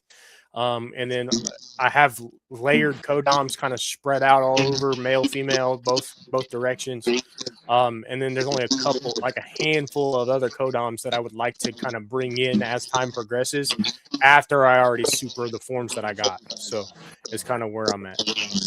Yeah, I'm. Not, I don't. I be telling people all the time. I don't really want nothing else unless it makes sense to Yeah. what I got going on. I don't really want no snake just because it look good or what You it's say, something. Mac? I wanted to make sense. I wanted to be something that I'm interested in or willing to breed to try to create something. Other than that, I don't want it. You know what I'm saying? Yeah. Yeah. So I've found that if you don't want to buy snakes, you just need to quit looking because you're gonna find something You're like, that's gonna fall in your lap, and you're gonna be like, yeah. "Oh, Yeah, you're gonna make it make sense in your head, and that's the biggest thing is you can't make it make sense in your head. You're like, well, I could take it there, and I could go this route, and then like, wait, if I do that, I could do a hold back, and I could bring it back around to hit it You try again, to and then make you're it like, make sense. yeah, you're like forcing it. You're forcing it to like fit to the project, and you're like, I probably shouldn't do that. I probably shouldn't do that. yeah." You got plenty of room. Counting current babies, we're right 210, 212, 23 hogs, 2 bolas, and 1 carpondro. Man. Yeah. See, listen. If I was working in like I had more space, absolutely. I could probably handle like if it was just me, I could probably comfortably handle if I had more space to accommodate, probably up to 60 and be okay. Okay. You know, flying solo at 60 is not terrible because it's every day it's checking and it's just working all the way through. And it wouldn't hurt me to do that. But I'm kind of in a place like I still got a little bit of extra time in the evenings to give to myself, to give to my kids, to give to some like other things, especially like with like designing the shirts and updating the merch store and posting the reels and being active in the groups and stuff. That all has to take place simultaneously with all this too. You know, if it's just me and I push myself all the way up to the 100 mark, I'm gonna be slacking somewhere. Something's got to give. So. Yeah, See that? yeah. No, he's not Don't wrong. like shit without plan. Yeah, Yeah. And I mean, from what I have currently, if it all goes successful and breeds, the holdbacks will get me pretty close to doubling what I got. Right, so I'll put myself closer to 50 just based off of holdbacks alone that I would want to keep off of like the pairings that I'm going to be making coming forward. So. Yeah, but you know, at a certain point, a holdback replaces the mother and father. Right, which in at least two of the projects that I have that I'm working, that's the goal is I'm gonna raise up a 1.2 off of them if it works out. You know, granted that's odds gods in my pocket. Hopefully that I can pull a 1.2 off of like my first run of clutches and it be double visual like I want, and then I can just kind of ticker tape them along, get them up to size, confirm that they're active breeders, and then I'll go about replacing mom and dad. I don't want to replace mom and dad until I can confirm that those babies are going to breed. You know, because bad luck, you get a male that only got one hemipene, and he ain't doing his job right. Yeah. So I was only born with one, but I did all right.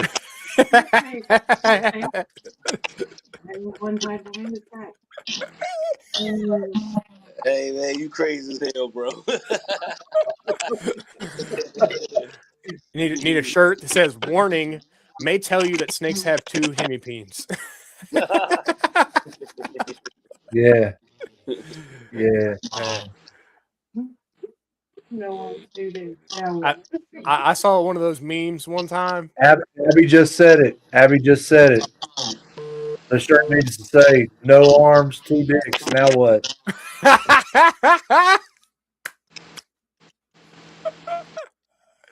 Yeah, let's go. She got it. She's got it figured You out. can even put them arms on the snake. Like what? Yeah, there we go. Listen, Abby. 2 days, and it'll be ready to go. I'm not kidding. It'll be on there. So yeah, like everybody, like anytime that we throw out some like funny hashtags or like witty sayings or something like that, and like it really gets a rile out of us, I'll be like, give me 2 days, it'll be on a shirt. And I'm not kidding, it's happened multiple occasions. I have them on Yeah. shirts already. So every Monday night we come up with a shirt design, and sometime, like by Wednesday or something like that, he's got it on a shirt on his Yeah. Printify Yeah, or yeah, yeah, yeah. Shopify. Yep. I throw them on shirts, and I still got to post that one from last week. G Paul, shout out to G Paul for giving the input on that shirt.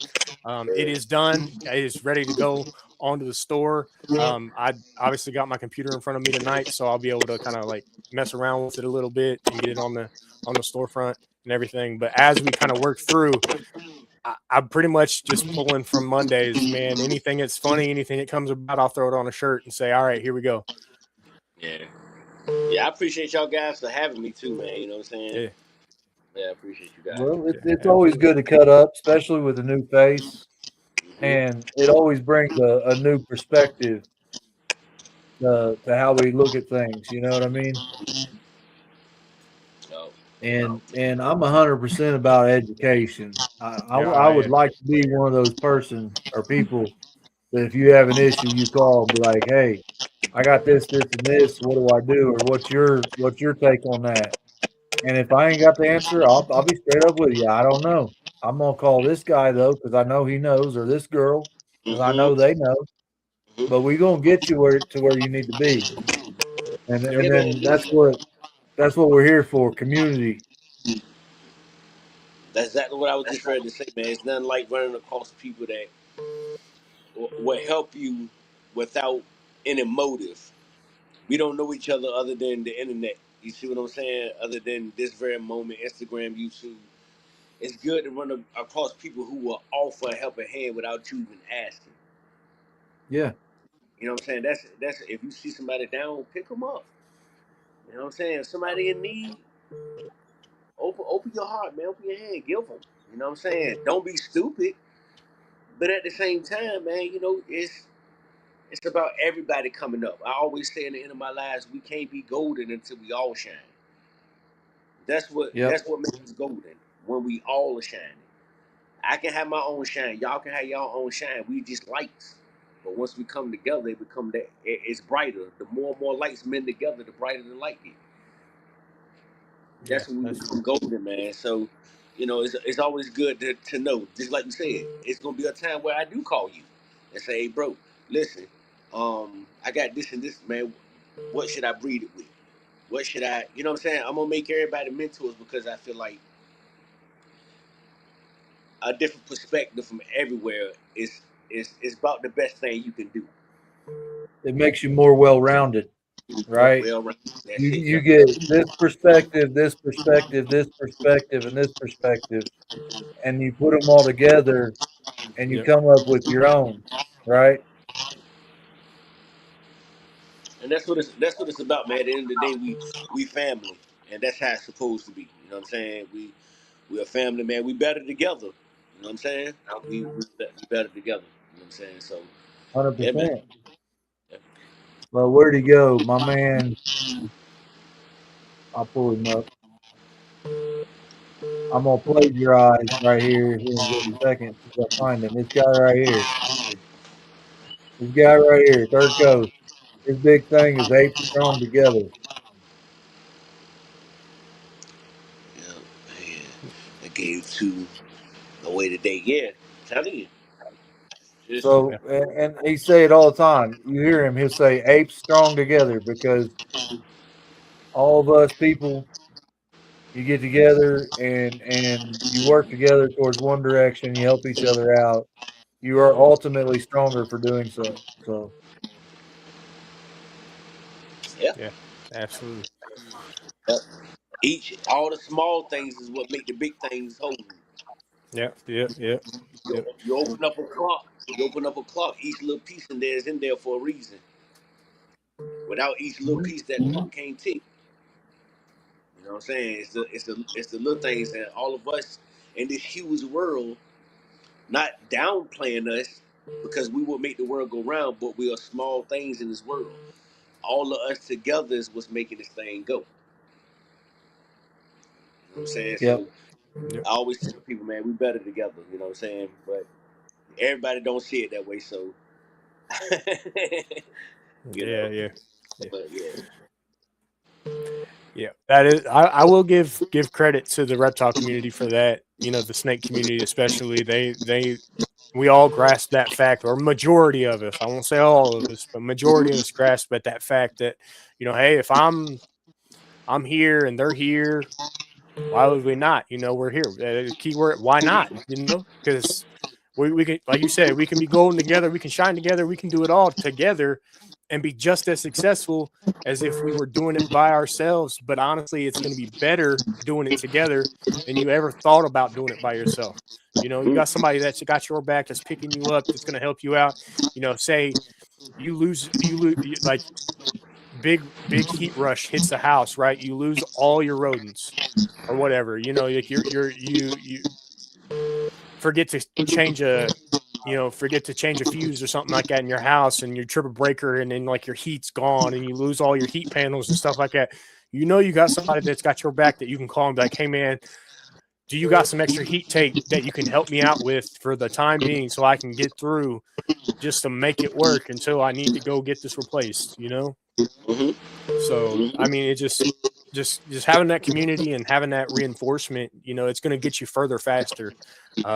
Like Carl, I'm gonna copyright and steal from you a little bit. You said if you're in a room of 3 millionaires, you're going to be the fourth. You know, if you're in if you're in a room of three successful people, you'll be the next one up. You know, it's waiting your turn, but don't miss the bus when it comes. You know, and surround yourself with like-minded people that push you to the furthest extent of your reaches. You know, keep going, just keep going, keep going, and keep going. And then the more that you enter those rooms with those people who have, that are there, that are giving you the knowledge and giving you that advice, you're only building yourself up that much further.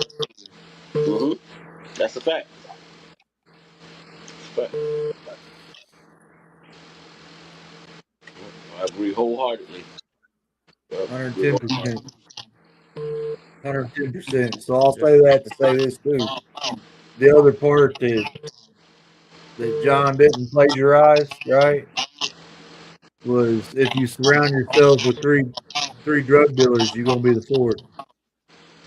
You surround It's yourself with three duality, criminals, it's you're gonna be the balance. fourth. You need the other side too. You know what I'm saying? The other side is Yeah, Yeah, this. yeah, yeah, 100%. So if you keep yourself in good company, you know, Watch how you treat and people fair, and man. Be good to people. You know what I'm saying? and here's one thing that I always like, and I've heard a bunch of different times in the different groups I'm in. If you're the smartest person in the room, you're doing something wrong and you're in the wrong room. Yep. And Yeah, I that's like that. food for thought. I like that. I like that one. yeah. I like that. I like that. Yeah. Give Val a big shout out right there. We love his support. Yeah, showing Yeah. love to That's this showing love to the sponsor right there. There we go. yeah, that's White why feather he's the balls. sponsor of the show right now. Yeah, Um, so we've got we're up to four sponsors total now. We are slacking a little bit. We need to get a little advert video or something, but working on it. Working on it. yeah, we got reptile ads. We got white feather balls. We got Garrett with Dirty Bay Reptiles, and we've got Ribbons Forge, G-Paw, Keep on, and yeah. my computer's about to die. Yeah. Gotta get on chargers, man. Carl, you're about to cut our main feed. We're about to have to be just standing around I like got it. We got her. yeah. So yeah, so I do have a sponsored shirt. Let me see if I can pull it up real quick.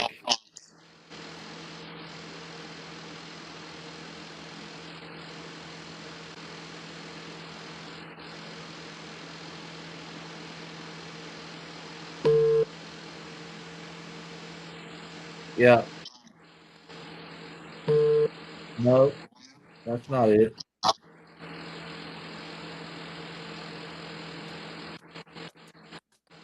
Who gave a computer to a redneck?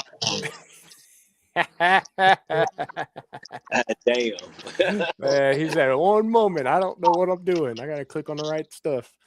Well, so Pat, you did say you're going to potentially get into breeding your own rodents.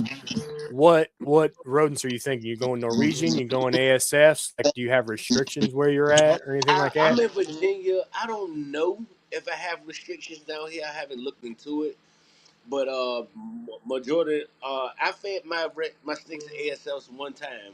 I Uh-huh. went to a reptile show when the guy had some, and Mm-hmm. me and my man Rock, we went half on them. We went and grabbed a big bag of them, and the snakes did pretty well on them. But I think I'm gonna go rats. Okay. Yeah, rats. Yeah. Yeah. Yeah. I mean, Yeah. that's a pretty common. I mean, you find Norwegians a lot faster than you find ASFs in certain areas. ASFs are kind of hard to come by. Right. Yeah. And I mean, there's surpluses sometimes and then shortages other times. So like to find them like on hand significantly all the time, it's not very common, especially if you're not actively breeding them yourself. So I always tell people if you can diversify the diet just a little bit, like it may not get something like You got a that address, Mike. massive colony, but get yourself like a 1-3 of some ASFs if you can get your hands on them and just dabble a little bit, just supplement, supplement with that alternative option, just to give them that a extra protein and b that versatility in their diet because they do kind of get lazy. They're Mm-hmm. notorious for getting lazy and just saying, yeah, just lay it in here. I'll just get it whenever. And then sometimes they don't even want to take it. So A lot of my snakes have been that way. My clown, his feeding response was so crazy, man. I could open it up. He fell. I think I posted it on my Instagram. He fell completely out his tub. He came all the way out and wrapped around his water bowl. Him and the water bowl came out. He hit the ground. Bow. Now I'll be wiggling in front of it. He won't take it. If I leave it in there, come back in an hour, so it's gone.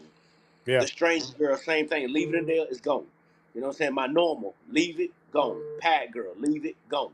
yep, A lot of them ain't even taking it off the tongues. You know what I'm saying? So I'm yep. like, you know what I'm saying? Yeah. It might be worth trying just to get them a little bit of diversity in that diet a little bit, And I say I don't recommend necessarily feeding live if you can avoid it, but I hate feeding live, to be honest, something a little but bit more docile, like an African soft fur, you're not going to get as much claw. You're not going to get as much bite and chew, and they're not really going to tear them up as much. Norwegians are notorious for biting and clawing and everything like that. They really will tear your snake up if you're not careful. But ASFs aren't as aggressive. They're not going to go out their way to like bite on your snake and stuff like that. yeah. Yeah, I So had a rat one time. I had my snakes in the tanks at that time, and I didn't have but like 3. And I had went and grabbed a live, threw them in there, man, and he had walked up to. I thought my snake was gonna go ahead and nab him, but he didn't. He walked up to him, smelled them, then he ran away from him. So I was like, okay, he know, there's something in there with him, man. That thing went back over there and started gnawing on, nibbling on my snake, bro. I'm talking about without my snake even bothering, he just went back over there and just started hitting at him. Shoot, I took the tongues and grabbed him. I ain't care where the tongues caught him at, you know what I'm saying? And I caught him right on the side and picked him up and put him in there with my other one. The other one went ahead and wrapped him on up. I said, yeah, I'm gonna go ahead and get rid of you, buddy, because you got too much going on, you know what I'm saying? yeah, You're too aggressive. And that's another thing about breeding your own rats. You're in charge of the temperament, right? yep, Okay. You can selectively breed like the biters and the jumpers. They're the first to go. You yep, know, you get and you have the ability to do fresh kill instead of frozen thaw. yep, yep. So I've got video. I've been on live with my camera in there in the rat room, and I'll reach my hand in there and pet my rats, and they'll sit there and take it like they like it. Mm. And same thing with the ASFs. I had a guy on. I was over here petting a Norwegian. He's like, "Yeah, you could do that with a rat, but Norwegians are mean." Blah blah blah. I said, "Oh, you mean breeders?"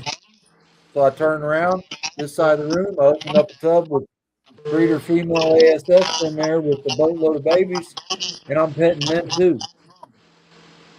And they'll sit there and kind of cock their heads so I can get behind their ear. Yeah, yeah, man. I mean, seriously, I work with my rats that much. Yep. Yeah. And You're in charge of your a rat temperament. breeder that has snakes, right, Carl? Yeah, I spend more time looking at rat balls than I do messing with snakes. Yeah. I always thought it was kind of crazy how you could put one male in with three females, three females, and they just work as a unit. Like, don't nobody try to kill the other one or be more dominant because it's more than, you know what I'm saying? I was like, yo, that's kind of crazy how they in unison, like how they actually stick together, help raise each other babies, and you know, Yeah. They're colony animals by nature, so their goal is to group up in like massive quantities, and colony it up. So like, no one mom is put to too much stress over the other. They all just collectively and communitively feed all the babies and do their thing. And majority of the times, they're all pregnant almost in unison. Like you'll have one drop, 2 days later another, 2 days later another. Like, but depending on how you do your colonies, some people prefer the small, 1-3s. Some people do bigger. They go like 2-12s or 2-20s, and like I don't recommend the 2-20s in the Norwegians, but like a 1-4 or 1-5 in a real big tub, that's not bad for the Norwegians. It really isn't. yeah, one male to five females. Yeah. Jeez, bro. And I'm telling you right now, he'll do just as much work on all 5 of them females with no hesitation. And then females will drop literally back to back to back, and you'll never run out of feeders. It's about the best way to do it. Now, Carl and I do things a little bit differently when it comes to ASFs. He does smaller colonies, but he's got more small colonies. I do one very large. I right now currently have one very large colony that's like a 212. And all the females are dropping. Every single female drops. So, and then I'll splinter out another after the females raise up. I take two adult females and a lot of the younger females and move them over with a younger male or 2 younger males, and then do it that way. And then they'll just run. And then they just kind of balance themselves out. So you might see a small shock, but what you got to do is you got to prep yourself. You got to plan yourself out a little bit, because you are going to see a dip in your colony just a little bit if you do it my way. Yeah. Okay. Well, shoot, I'm already getting game. So when I start breathing, We can hop on a Instagram call or something, video call For sure. and I'll walk you through my rat room and show you how I set up. He's got way better setup right now than what I do. The only other thing that I could second to him, if I had the space that he has, I would do the same layout, but he does individual water bottles as to where I do a watering system. Be the only thing I would trade out. And it's just because convenience for me. I don't have somebody that is capable or able to help me fill water bottles all the time. He has some supportive hands at times, so it does help benefit him. Very much so. It's his baby. It's his thing. He does it, and he does it dang well. But having that extra set of hands every once in a while does play to his favor just a smidge. That's where I'm flying solo, and if I ask one of my kids for help, they're like, "Oh, Dad, really? I gotta help you?" And I'm like, "All I need you to do is fill this water bottle up. Like, can you just help me out?" It's like pulling teeth, man. They don't want to do none of that. So, yeah, man. Yeah, I am blessed because I got a very supportive wife that puts up with all my BS. And she will, as she goes out to let the dogs out, she'll browse at the bottles. And if it's summertime and they're drinking more, she goes, fills up the water bottle. But there's a method to my madness on why I do water bottles, because that forces me to be in there every single day. Yeah. Right. So even back when I was just doing the region rats, and I fed on top. You put the food up here. I know they'd be good for 2 or 3 days on food, but I was still in there every single day, putting eyes on those rats, putting hands on those rats, because I was in there forced to check the water. Yeah. Yeah. And that's the reason that I built such docile colonies so fast. Yeah. Yeah. Yeah, and that's the only thing that I would recommend, because Will even said he does a watering system. Watering systems are great. The more you have, the more frequent you have to fill, right? So I have a 5 gallon bucket, like a water pitcher, that I fill up, and then it like goes down and it splinters out. The only difference that I've done and changes that I've made to my watering system is now they're not top fed, because they're technically meant for like guinea pigs and rabbits. They're meant for larger rodents. So instead of top feeding down where they can push them up and it'll just flood the tub, I turned them sideways and come through the side of the tub. Is the only difference that I've made. And now my water lasts longer. I gotta feed them every day, because I only give them enough for the day, right? So I've got my feeding down to that, right? I don't do like the pellets and everything like that. I intermix the pellets with some other supplemental stuff, but it's a very reduced ratio of the pellets, because I'm trying to play with some things in their diet to see if I can't produce some variation. But that's the luxury that you get when you have enough to keep your feeders going and rolling and stuff. You can dabble. You're like, okay, well, if I add this and I add that, and try this, maybe try that, and then you can pass that advice on. Hey, this worked for me. Hey, that worked for me. You got a chronic chewer, try this. You got somebody that you got the hoppers that absolutely have springs in their butts. Try this one. Something like that. Which that is notorious. You will have that as they start to get a little bit fur on them, start getting more mobile. They'll be springing all over the place. So Yeah, 100%. Yeah, I ain't pretty much, man. I ain't worried about when I do start breeding and furthering things with my collection and whatever I got going on. I can honestly say that I ain't worried about nothing. I know I got the resources to make sure everything goes as I need it to go. You know what I'm saying? I got the people behind me to say, hey, bro, I'm doing this and this. The rats are starting to eat each other. You know what I'm saying? Or any question that I need to ask, I got somebody who I can reach out to and say, Yeah. hey, bro, I need this. Hey, what about this, bro? This. So I'm really not. You know how a lot of people go into things kind of nervous. yeah, I'm not nervous at all. that's good. Not Yeah. That's a good So place to be. speaking of your thirst for knowledge, when we get done tonight, I'm going to send you a sheet that I use. And okay. this is specifically tailored for Norwegian rats, but ASF is kind of a crossover. So it tells you the things you can and cannot feed to them. Okay. And it tells you what you can feed to them, but only a limited amount. So Okay. you'd So be I see you surprised at the really different you things. real picky with how you do. You real meticulous on how you do things. Yeah. Yeah. Yeah. Okay. So just like John has said before, some of his rats will get table scraps and stuff like that. Well, you want to know what you can feed them and what you can't, right? And what's going to help them and what's going to hurt them. And ultimately, it's about providing a balanced diet to them so they're more nutritional in value to the snake. Yep. So you have things like cannibalism. You talking about, hey, my rats are eating each other. There's three things, major things you should look at first. Water supply. If they run dry on water, they will turn and start eating them babies because they're afraid that they're not having enough resource to support them babies. Yep. Food source. That's your second thing you should look at because if their diet isn't high enough in protein, they're going to get that protein by eating the babies or each other. Yep. And your third thing is one of the bigger resources is space. Are you running a 1.5, but your tub's too small because you got 5 litters on the ground, All makes sense. Yeah. right? So if you're going to run a 1.5, you got to run bigger tubs. Yep. Yep. Things like this you need to look at. Yeah. Yeah.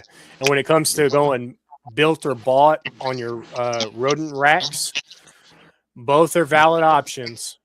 It just comes down to convenience for you. Do you think you're competent enough to build something that's going to last, that's going to withstand multiple colonies coming through it, the potential for chewers, the potential for this, that, and the other? You got to factor all that stuff in. You're going to build something well out of like sturdy material that's going to last. I highly recommend casters. I highly recommend casters on whatever you do. You build a rat rack, put casters on the bottom of that thing. That way you can move it and clean underneath of it, clean behind it. Put casters on the bottom of that thing. No grapes, no onions. Yep. Yeah. I limit it down to like green crunchy. So like See, they get like a little bit of broccoli, some kale, spinach, lettuce, but not like iceberg lettuce, like romaine lettuce and stuff like that. So you try to keep them with like the nutrient dense foods and try to steer away from like the controversial stuff. I was watching it's been a while ago. Urban Constrictors, I believe it's Paul. yeah, Urban Constrictors. Okay. Yeah. He had like carrots and stuff in there with the rats. Yeah. Root And I was vegetables like, are really good. Yeah. Root vegetables are really good. yeah, like he had base stuff that you would feed them, like the mix, but he also had like a couple of carrots and stuff in there with him. Mm-hmm.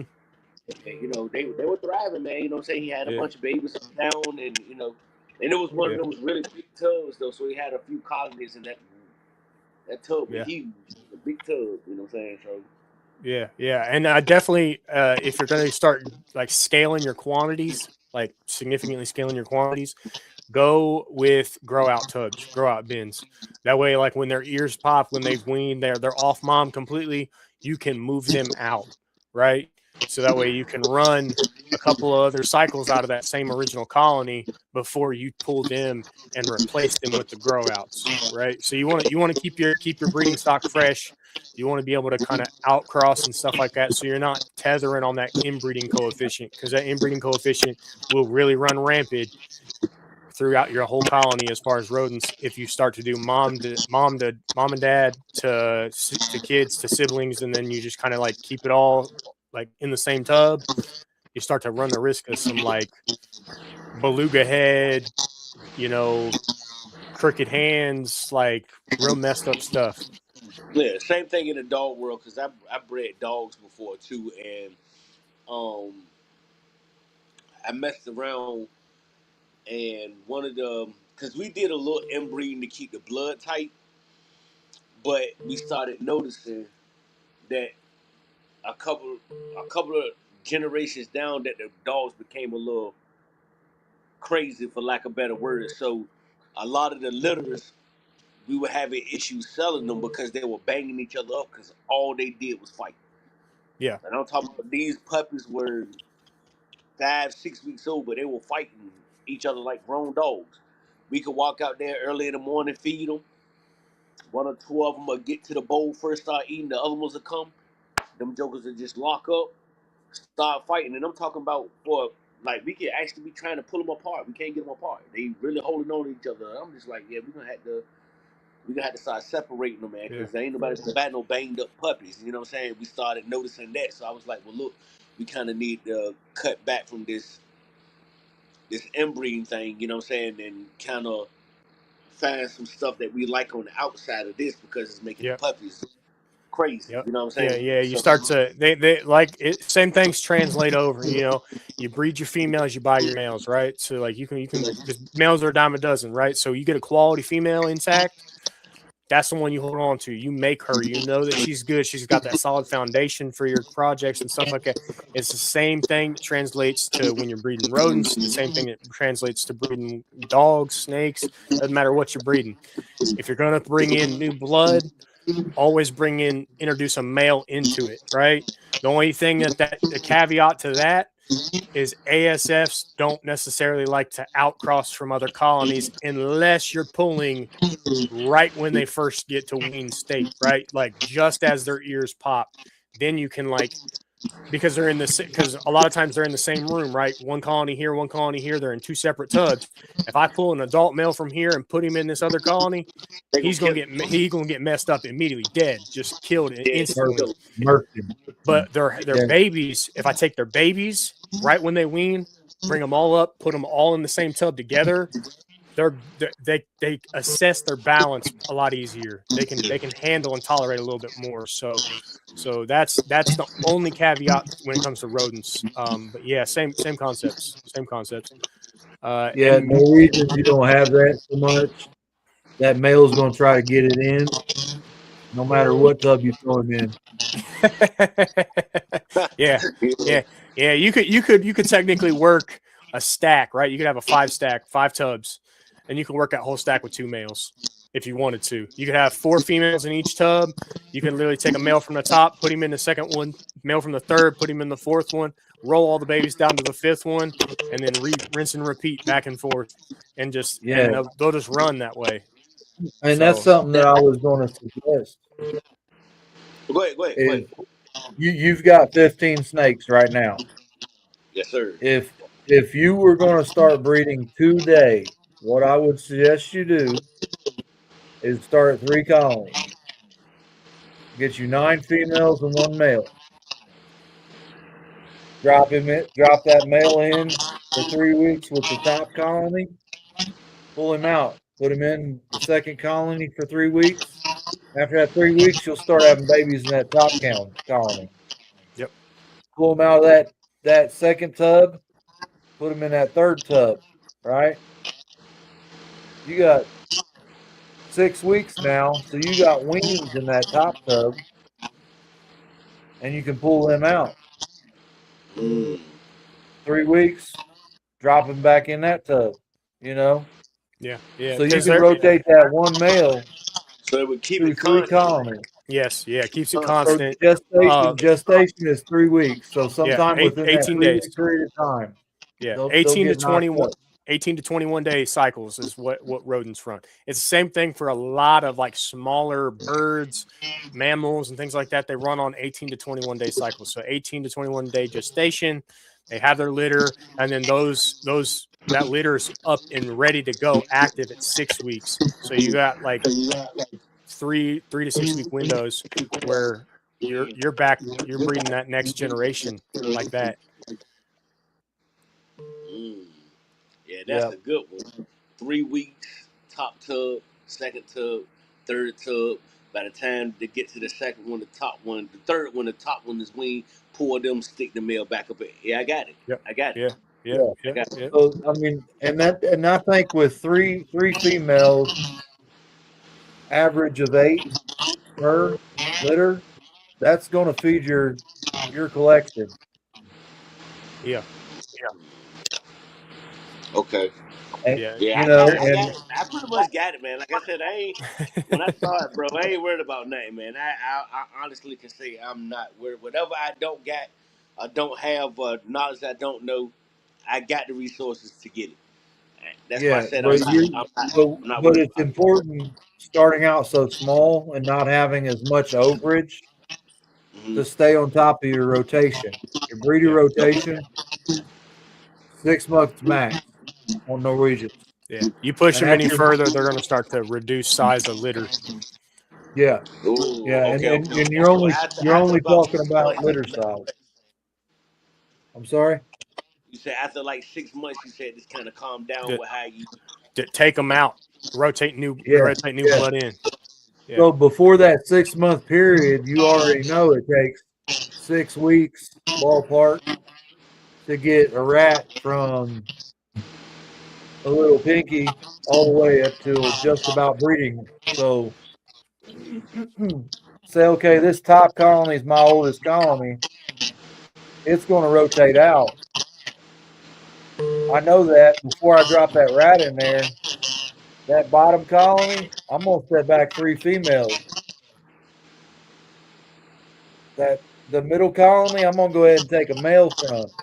Yep. So then you're. And I'm going to set them back in a grow out bin, or you can do like I do and be like, oh, this one's pretty and that one's pretty and that one's pretty, so I'm gonna keep them 3.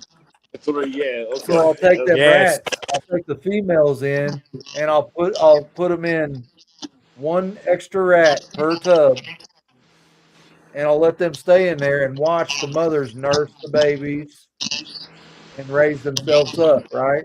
And a lot of times I'll go ahead and pull that male out, and like I keep males in, right? So this is a little different.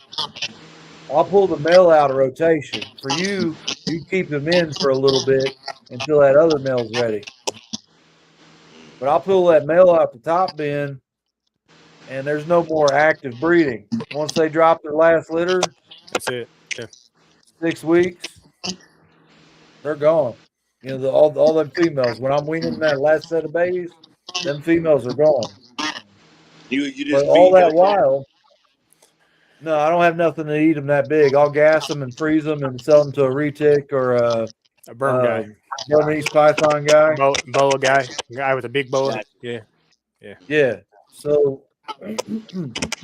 but all the while that even after I pulled that male, there's these younger females getting taught how to nurse and how to care for young. And I think that's an important step because a lot of times you start a fresh colony without doing that. Their first, maybe even second litter, they'll eat the babies, and I think it's because they just don't know what to do. Yep. Mm, Yep. Yeah. The mm, females struggle if they don't have someone to teach them. That's why they're such good in colony animals. You got the Yeah, nanny. they're a colony animal. Nanny rats is what they're called. So you keep an old female around who's maybe just she's a deactivated breeder, but she knows how to nurse babies. She knows how to teach things like that. You keep her around for just a little longer to teach that next group so that she learns, and then like, hey, I can use babies. I know where my food source is coming from. I know where my water's coming from. I don't have to feel stressed or tension. I know I got the support of all these other females that are in this bin to help me. You know, I can lean into them.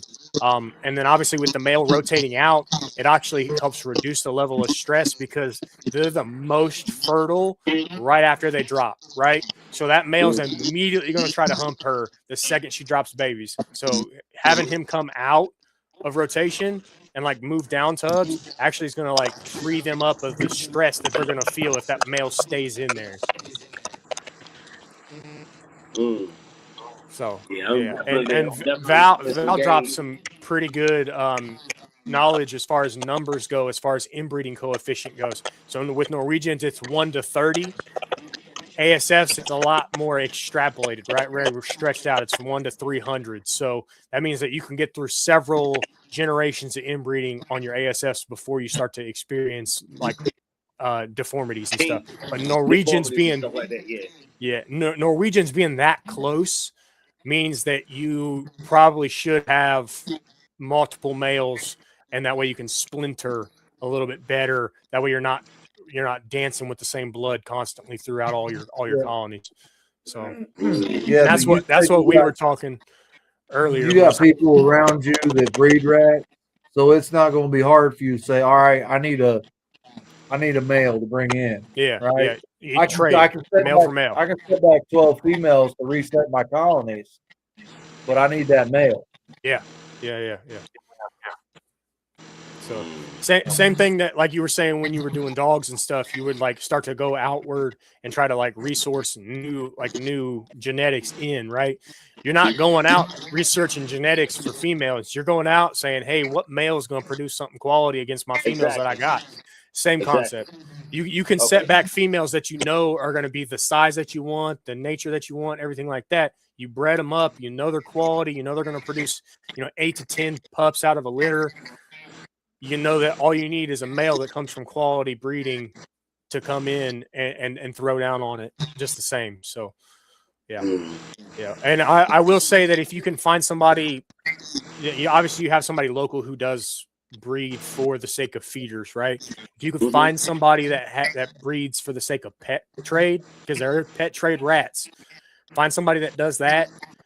You can introduce some of that Rex and Dumbo bloodline, and you're going to start to produce very, very large rats very, very quickly to the point where you got to start reducing the size just by playing with genetics back and forth. So it's not a bad idea. That's how me and Carl both kind of got it. We got in with somebody who bred for pet quality stuff.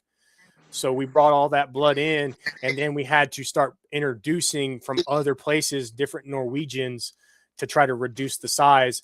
But the way that they get up to breed ready faster, they just explode the size so quick. It's phenomenal. So Yeah. do you breed for pet quality for temperament? Yes. That's the Gotcha. big reason why you want to get somebody who's got some pet quality stuff, because feeder quality stuff might be a little nippy, might chew a lot. You know, you kind of run the risk of like bad behaviors being instilled into your colonies out of some feeder, like mass feeder production and stuff like that. Okay. When you go to pet quality stuff, they got to produce something that's docile. They got to produce something that can be held and pet and like be able to free range without chewing stuff up and stuff like that. So you got it's not a bad idea. It honestly kind of helps a little bit to bring in some of that like pet quality blood, because they can crisscross any which direction they want. The rats, they breed is what it is, you know? Yeah, it don't matter. Yeah, it don't matter. So, yeah, it made sense. That's what made me ask the question. I said, okay, that would make sense to breed pet quality for temperament. You know what I'm saying? It would. Yep. Yeah. It would. Yep. So I've actually sold pet rats out of my feeder line because they essentially are pet quality. Yep. They are docile. I can go in there and pet them and the whole 9 yards. You know, it wouldn't take anything for you to work with it just a little bit more and get it to come from you from across the room. Yeah. You know? Put on a little leash vest and like walk them like how people do with the. I'm Yeah. telling you right now, Carl, if I see you walking right across your floor, we're gonna have problems. I seen a dude. I followed the dude on TikTok. I tried to actually have him on my show, but he be producing the hairless rats. Mm-hmm. He got a Double couple Rex. of the hairless ones, man. But the hairless ones he got, man, he'll have one on each shoulder, and they'll be sitting up there chilling, man. They be messing with his hair and nibbling Yep. that, messing with each other, back and forth across them. But they sitting up there like, yeah, we chilling, man. This is our boy right here. And Yeah. I'd be like, yo, that's kind of cool. I'd be freaked out because I'm like, them just hairless already. I'm like, They you look know like what I'm a saying? couple. So, They look like a but couple they ball sacks seem, sitting on his yeah, shoulder. they seem Yeah, so they cool, really man. do. Like you take them off and put them in the screen. They ain't trying to bite them. They, Yeah. they loving up on him, crawling on back up his arm, getting back up on the spot, sitting back down, and I'm like, yo, Yep. that's actually kind of cool. Like he got them trained almost. You know what I'm saying? So Yeah. Yeah. it's dope. It's dope. It's dope. Yeah. Yeah. It's the same stuff you do when you get like a pet bird. You get like a lizard that like leopard gecko. You can put a leopard gecko on your chest and just chill there all day and just be vibing. Ain't gonna bite you, ain't gonna scratch you, claw you, nothing like that. Same concept. You work them enough, they're gonna turn into puppy dogs. They're just gonna chill and just vibe out with you, and they're cool to have. Yeah, I got birds in the other part of the house, and if I were to let my male out right now, and I kept this door open, he'd be sitting right here like looking at That's himself, like, crazy. what's up? What's up? What's up? Yeah, that's crazy, bro. Yeah. Either That's that or crazy. he'd be down here trying to grab a hold of my chain because he's got this like little like dangly toy in his pin, and it has a chain that attaches up. So anytime he gets on my neck, he'll like try to grab a hold of it and yank it, and he'll bite me on accident and stuff. And I'm like Damn, he yeah, got me. dude. He got me. Yeah. I'm like, oh. So Yeah, it's but yeah, cool, man. My homeboy was trying to give me two birds, and these particular birds they thrive when they have a mate, yeah. but they Yeah. don't do so good if they're alone. You know what I'm saying? So I was Lovebirds. like, well, Are they yeah, lovebirds? I ain't sure. He did tell me the name, but I forget exactly what he told me. Yeah. But they're beautiful birds, man. You know what I'm saying? Some of them I seen one that was blue, Yeah, one that was lovebirds. green. Blue body, black head, white collar. One of them did Yeah, look just like that. yeah. Those are lovebirds. They are best in pairs, and when they bond, they get to breeding. That breeding pair, if one of them passes away, The other one gone. that other one's gone fast and in a hurry. They bond That's for what it is, life. man. Because he told me he was like, if one of them go, the other one probably ain't gonna live much longer after that one. You know what I'm Yep. saying? So I was like, yeah. So that's what it was. Love birds. Yeah. Yeah. They're really cool. I had one growing up, was real young and everything, and he by himself, and he did not do good by himself. He needed a companion. So he ended up going back to the pet store where I got him from. Yeah, I had to relinquish him. I'm like, listen, we can't do this bird. He's by himself. He yeah, hates man. it. He's stressed out, man. He's Hates. going through a Yeah. state of depression, man. I had to bring him Yeah. back. You know what I'm saying? Yeah. Yeah. But yeah, Yeah. And that's exactly what he told me. He was like, they do better with a mate. I was like, he said, so I can't give you one. I have to give you two because it's not gonna do well by itself. You know what I'm saying? yep. So Yep. Yep. Yep. Yeah, I think that's a kind of a bird thing too. It's got to be because I got cockatiels, and I'm tell you what, man, if they weren't together, I don't know how they would thrive. Honestly, they love each other so much. yeah, man. I've been thinking it's weird how those animals are. I was fishing earlier today, and we seen two cranes together, and I don't know which if it was male or the female, but one was like a little bit further ahead of the other one, and he was trying to land on top of on top of the tree, but the other one kind of swayed off and turned and went back. Hey man, before his feet touched the tip of that tree, he turned around and went right back behind the other one. It was almost like they were speaking to each other without making no kind of noise or nothing. He just knew, like, okay, she turned around and went back. I'm gonna turn around and go back. He turned Yeah, around, went back, and then we seen them both standing side by side. And I said, okay, they got to be a pair. You know what I'm saying? Because every move that one make, he making. You know what I'm saying? They were yeah, just together.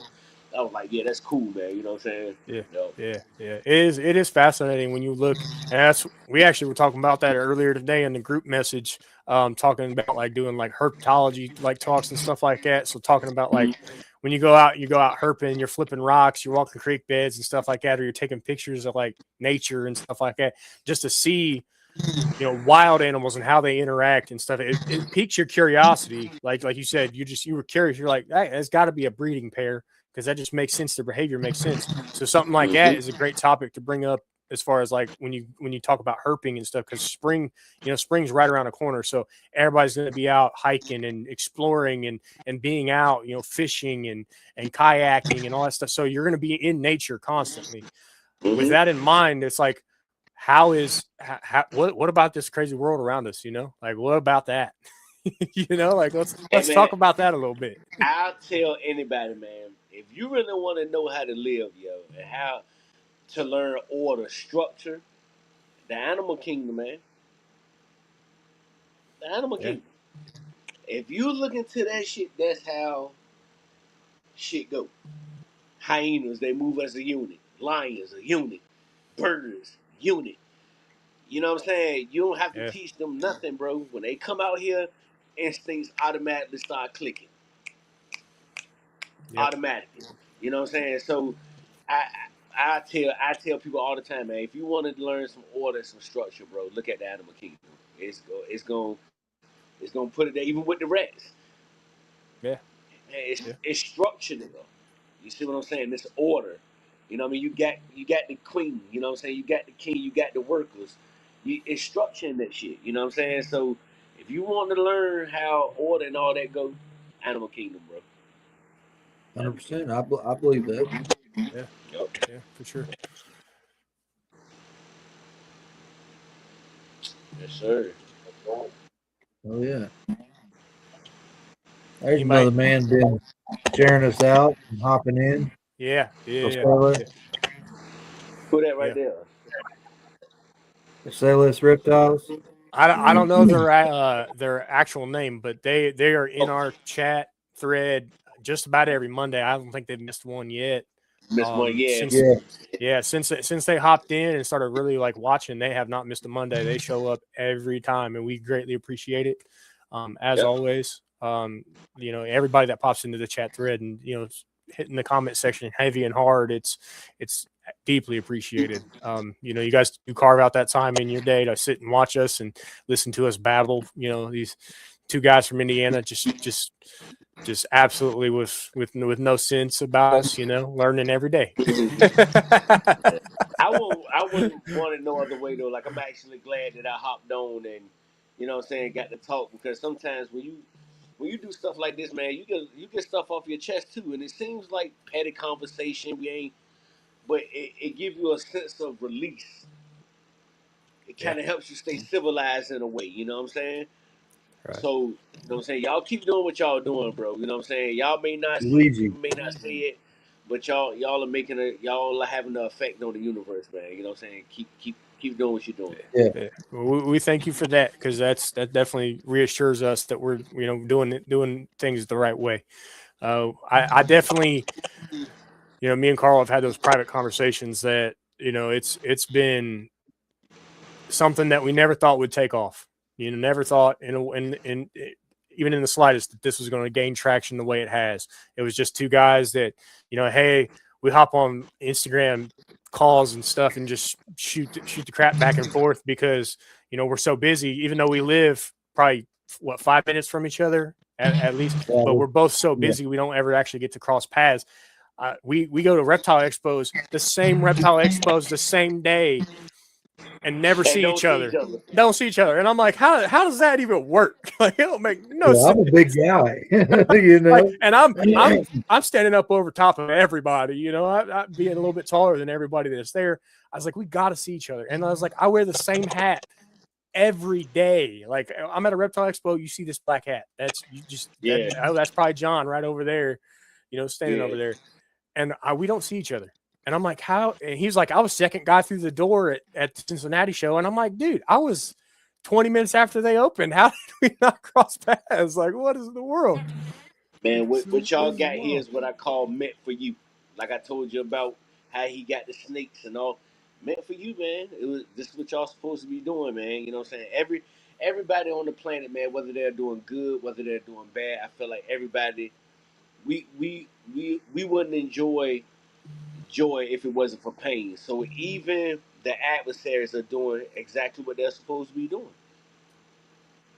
You know what I'm saying? Even the people that are not on your side, the people that are against you, they're doing what they're supposed to be doing. They're against you.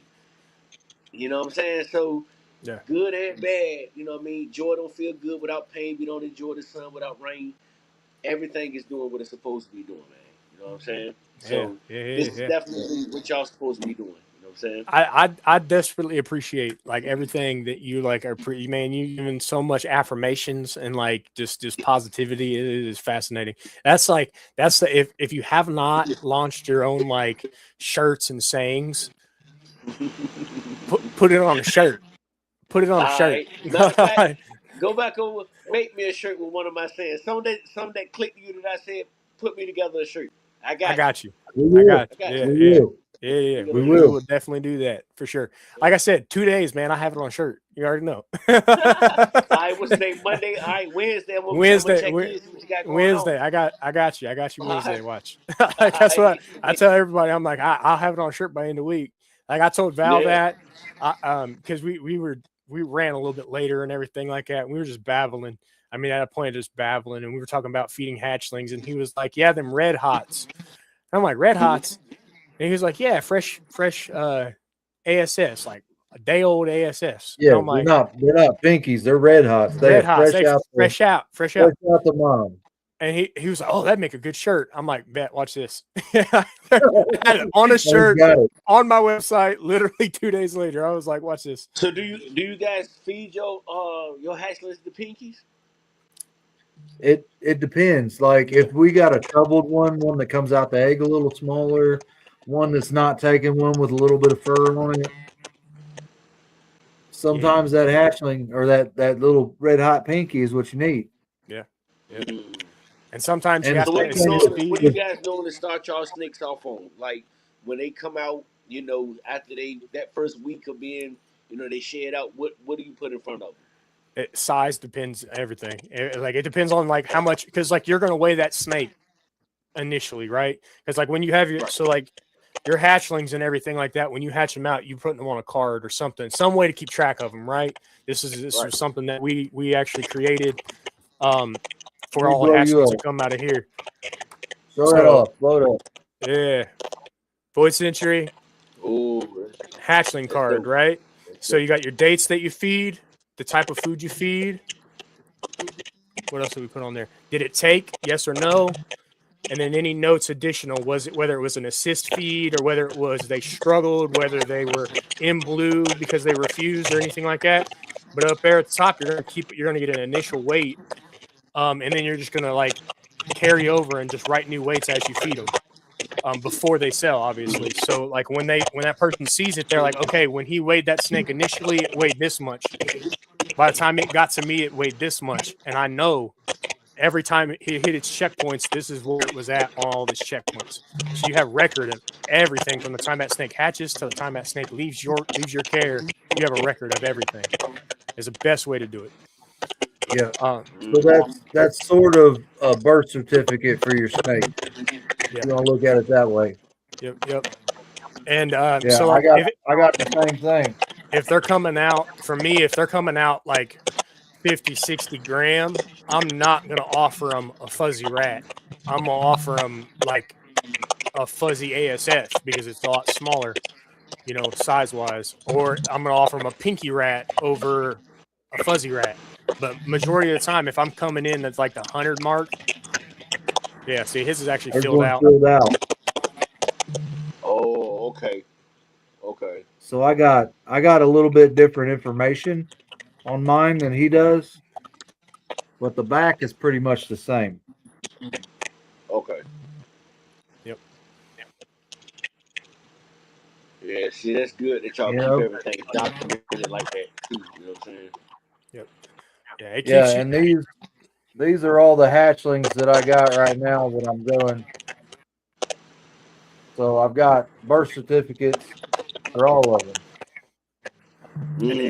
And just a heads up, if anybody would like the format or like for me to put their logo into the format and send them the proofs of it, I am more than happy to do so. Send me logos. I'd like to get 2 variations of your logo so that way we can do front and back. And you have a choice. You can either choose the style that Carl's got or the style that I got where it's like a still image on the front and then a back. Yeah, Batman, yeah. I'll absolutely do it for you, man. You just got to send me the information. Send me the information. Yeah, another thing too is I'll pull this up again because not everybody needs to be as detailed as I am. So I've got all kinds of pairing information up here too. Right, I got information on the dam sire, the project name, pairing dates, ovulation date. You know, I got all this information. It may not be pertinent, and the customer actually ain't even going to care about some of that. You know, so all those little lines of information is customizable. Yeah, I can change them to whatever you want. Like you tell me what you want on the card, I can put it on the front, I can put it on the back. If you like the layout of the graph with your like logo recessed in, like I got a Carl, I believe yours is your original logo recessed in the back, isn't it? No, it's the new one. Okay. So new one on the front. Yeah. I got the new one on the front. And then there's no logo on the back. No, yeah. So yeah, when I did this one, so this is actual logo that I use. But I ghosted it in the background. That way people like it brand, they're like, hey, that's Void Century Serpents. I know that guy. It's just another way to brand yourself further. So like say you sell a snake to somebody, they have this card, right? And then their buddy comes by and then they're like, hey, here's the birth certificate for my snake.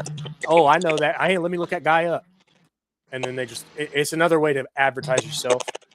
Just standing on business, keeping your information clean, concise. They have it. You're not missing steps any which way. They got all that information every single time they ask for it. Yeah. So. And also, this serves as a tool for you. Yes. Until that snake leaves. Yep. Because you ain't even got to think about it. You just pick up the card and look. Oh well, this one right here skipped his first meal, but ate every other one. Yep.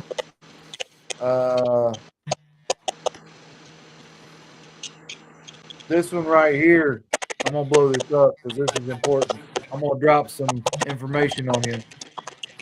This one right here, he skipped the first 4. If he skipped number 5, he was going to be pulled out of the hatchling rack and put back in the incubator in a 6-quart shoebox tub by himself. Yep.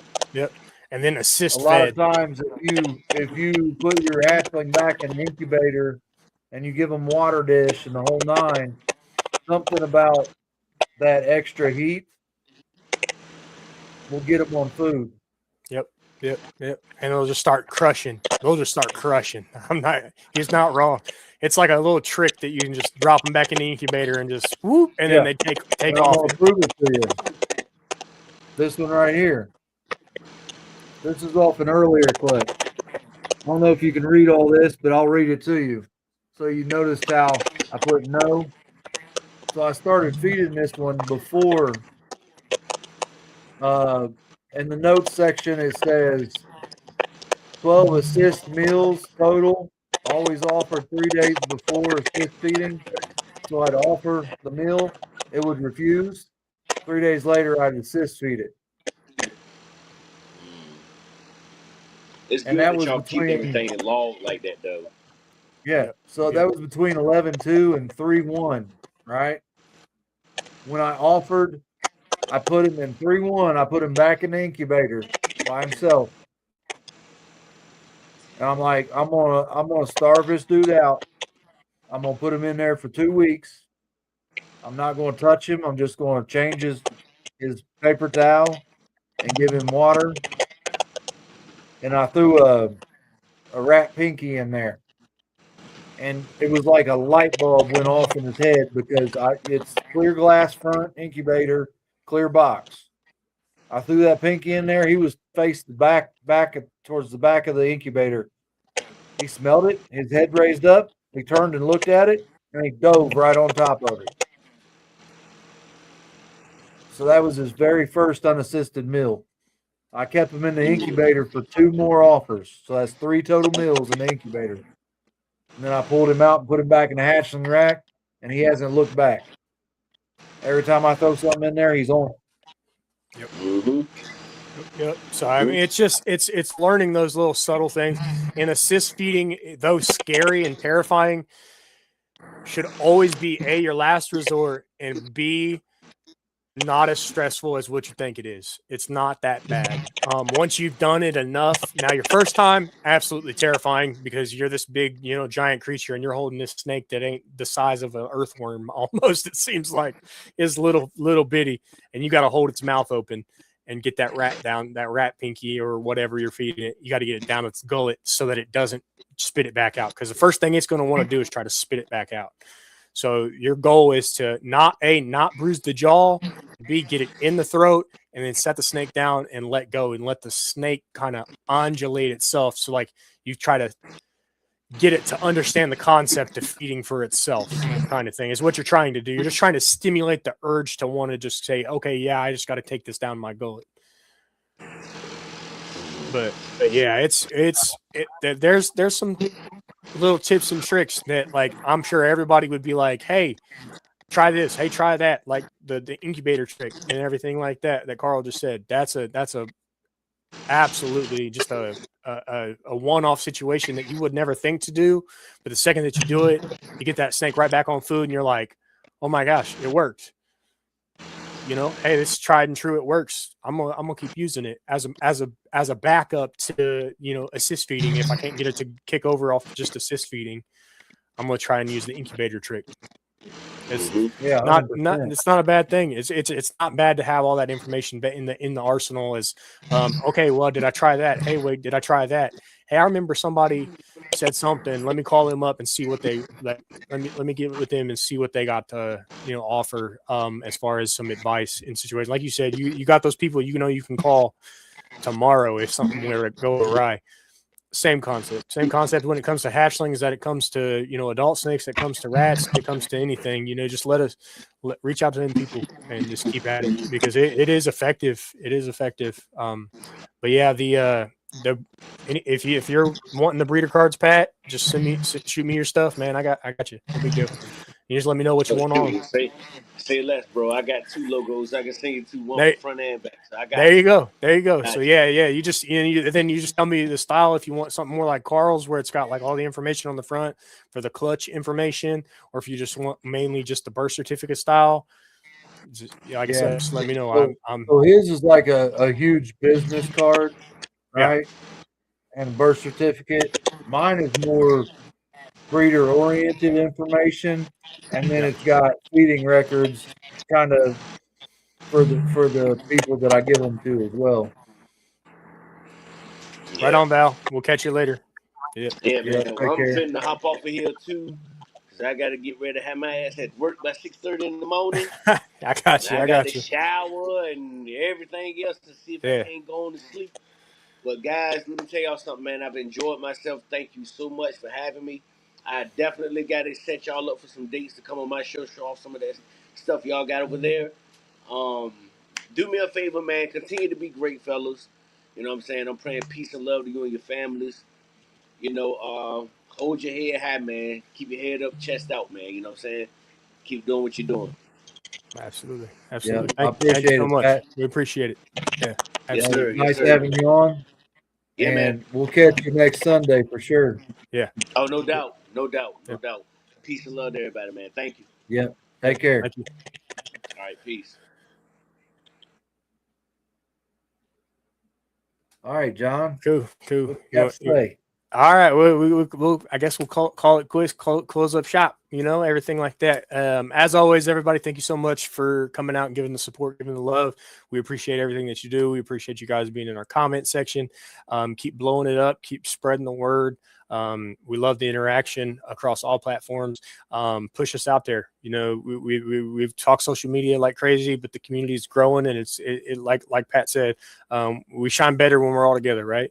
Everybody can, nobody can be golden without everybody else around them, doing the same thing. So keep it up.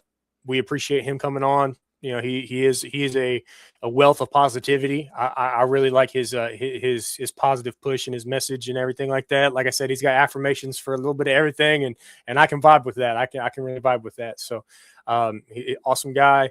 Great to have him in. Thank you guys in the chat. Look forward to seeing you in next week. Who do we got next week? I believe it's open panel. Oh, our open panel. Hey, listen, if you guys want to come in, let us know. We can get somebody squeezed in there. We'll get an advert out if you guys want to jump in. We greatly appreciate it. We don't mind letting you guys have the soapbox, letting you guys kind of talk your business and maybe do a little bit of snake and tail. We love snake and tail. Love snake and tail. So maybe get somebody in and do some little snake and tail. That'd be kind of cool.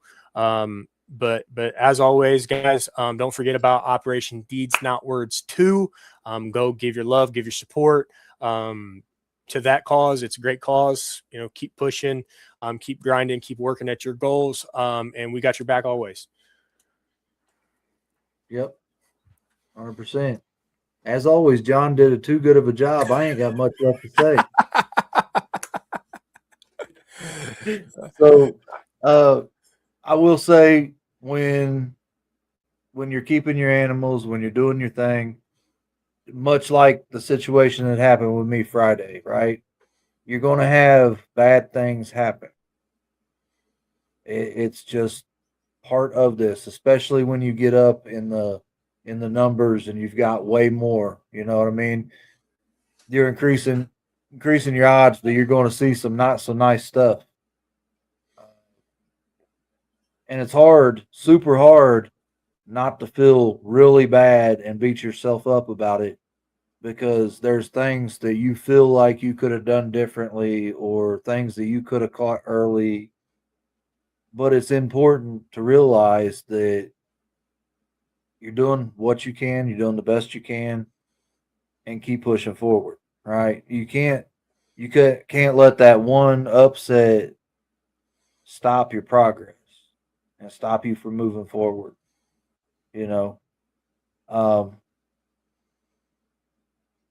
yeah, it still sucks to talk about losing that snake because she was a damn beautiful snake. I had her for a decent fair amount of time, and I'm not writing her off at all because she's going to have a piece right here all the time. Um, but that some of those things were out of my control, and I realized that. Um, but in order for me to keep doing this, I've got to keep moving forward.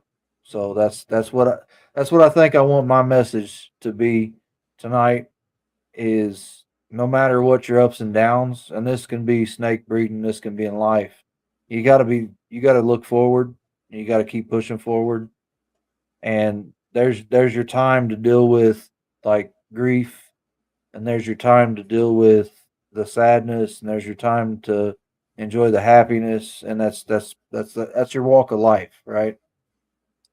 And it's important to keep looking forward and just realize that when you've got something on your heart, you got something heavy on your mind, that's what this community's for. Because there's somebody here, even in this chat tonight, that's experiencing the same thing you've experienced or has experienced the same thing you're in now. And those people can be a wealth of knowledge and even just talking it out, maybe even not giving all the details, but just talking it out a little bit will make you feel a little bit better and make you get to the point where you can get up and do it all again the next morning, you know? So don't let it rest heavy on your heart. Don't carry all the burden yourself. Share and support your fellow people. So that's where I'd like to leave it. Awesome. Yeah. All right. Well, with that in mind, guys, thank you again. And we're gonna get out of here. Everybody have a great night. Carl, as always, appreciate you. Let me know about this week. We'll get that thing rocking and rolling. If it does go through, we'll handle business. So Yep, absolutely. And like I said, if not this week, next week or the next or something, it'll get done. Yeah. Right. Yeah, for sure. Not life or death. Not life or death. But right. And it's not like I don't live down the street. It's all good. Yeah. So, yeah. All right. All right. Well, thanks for tuning in, guys. cool. Yeah. See you guys later.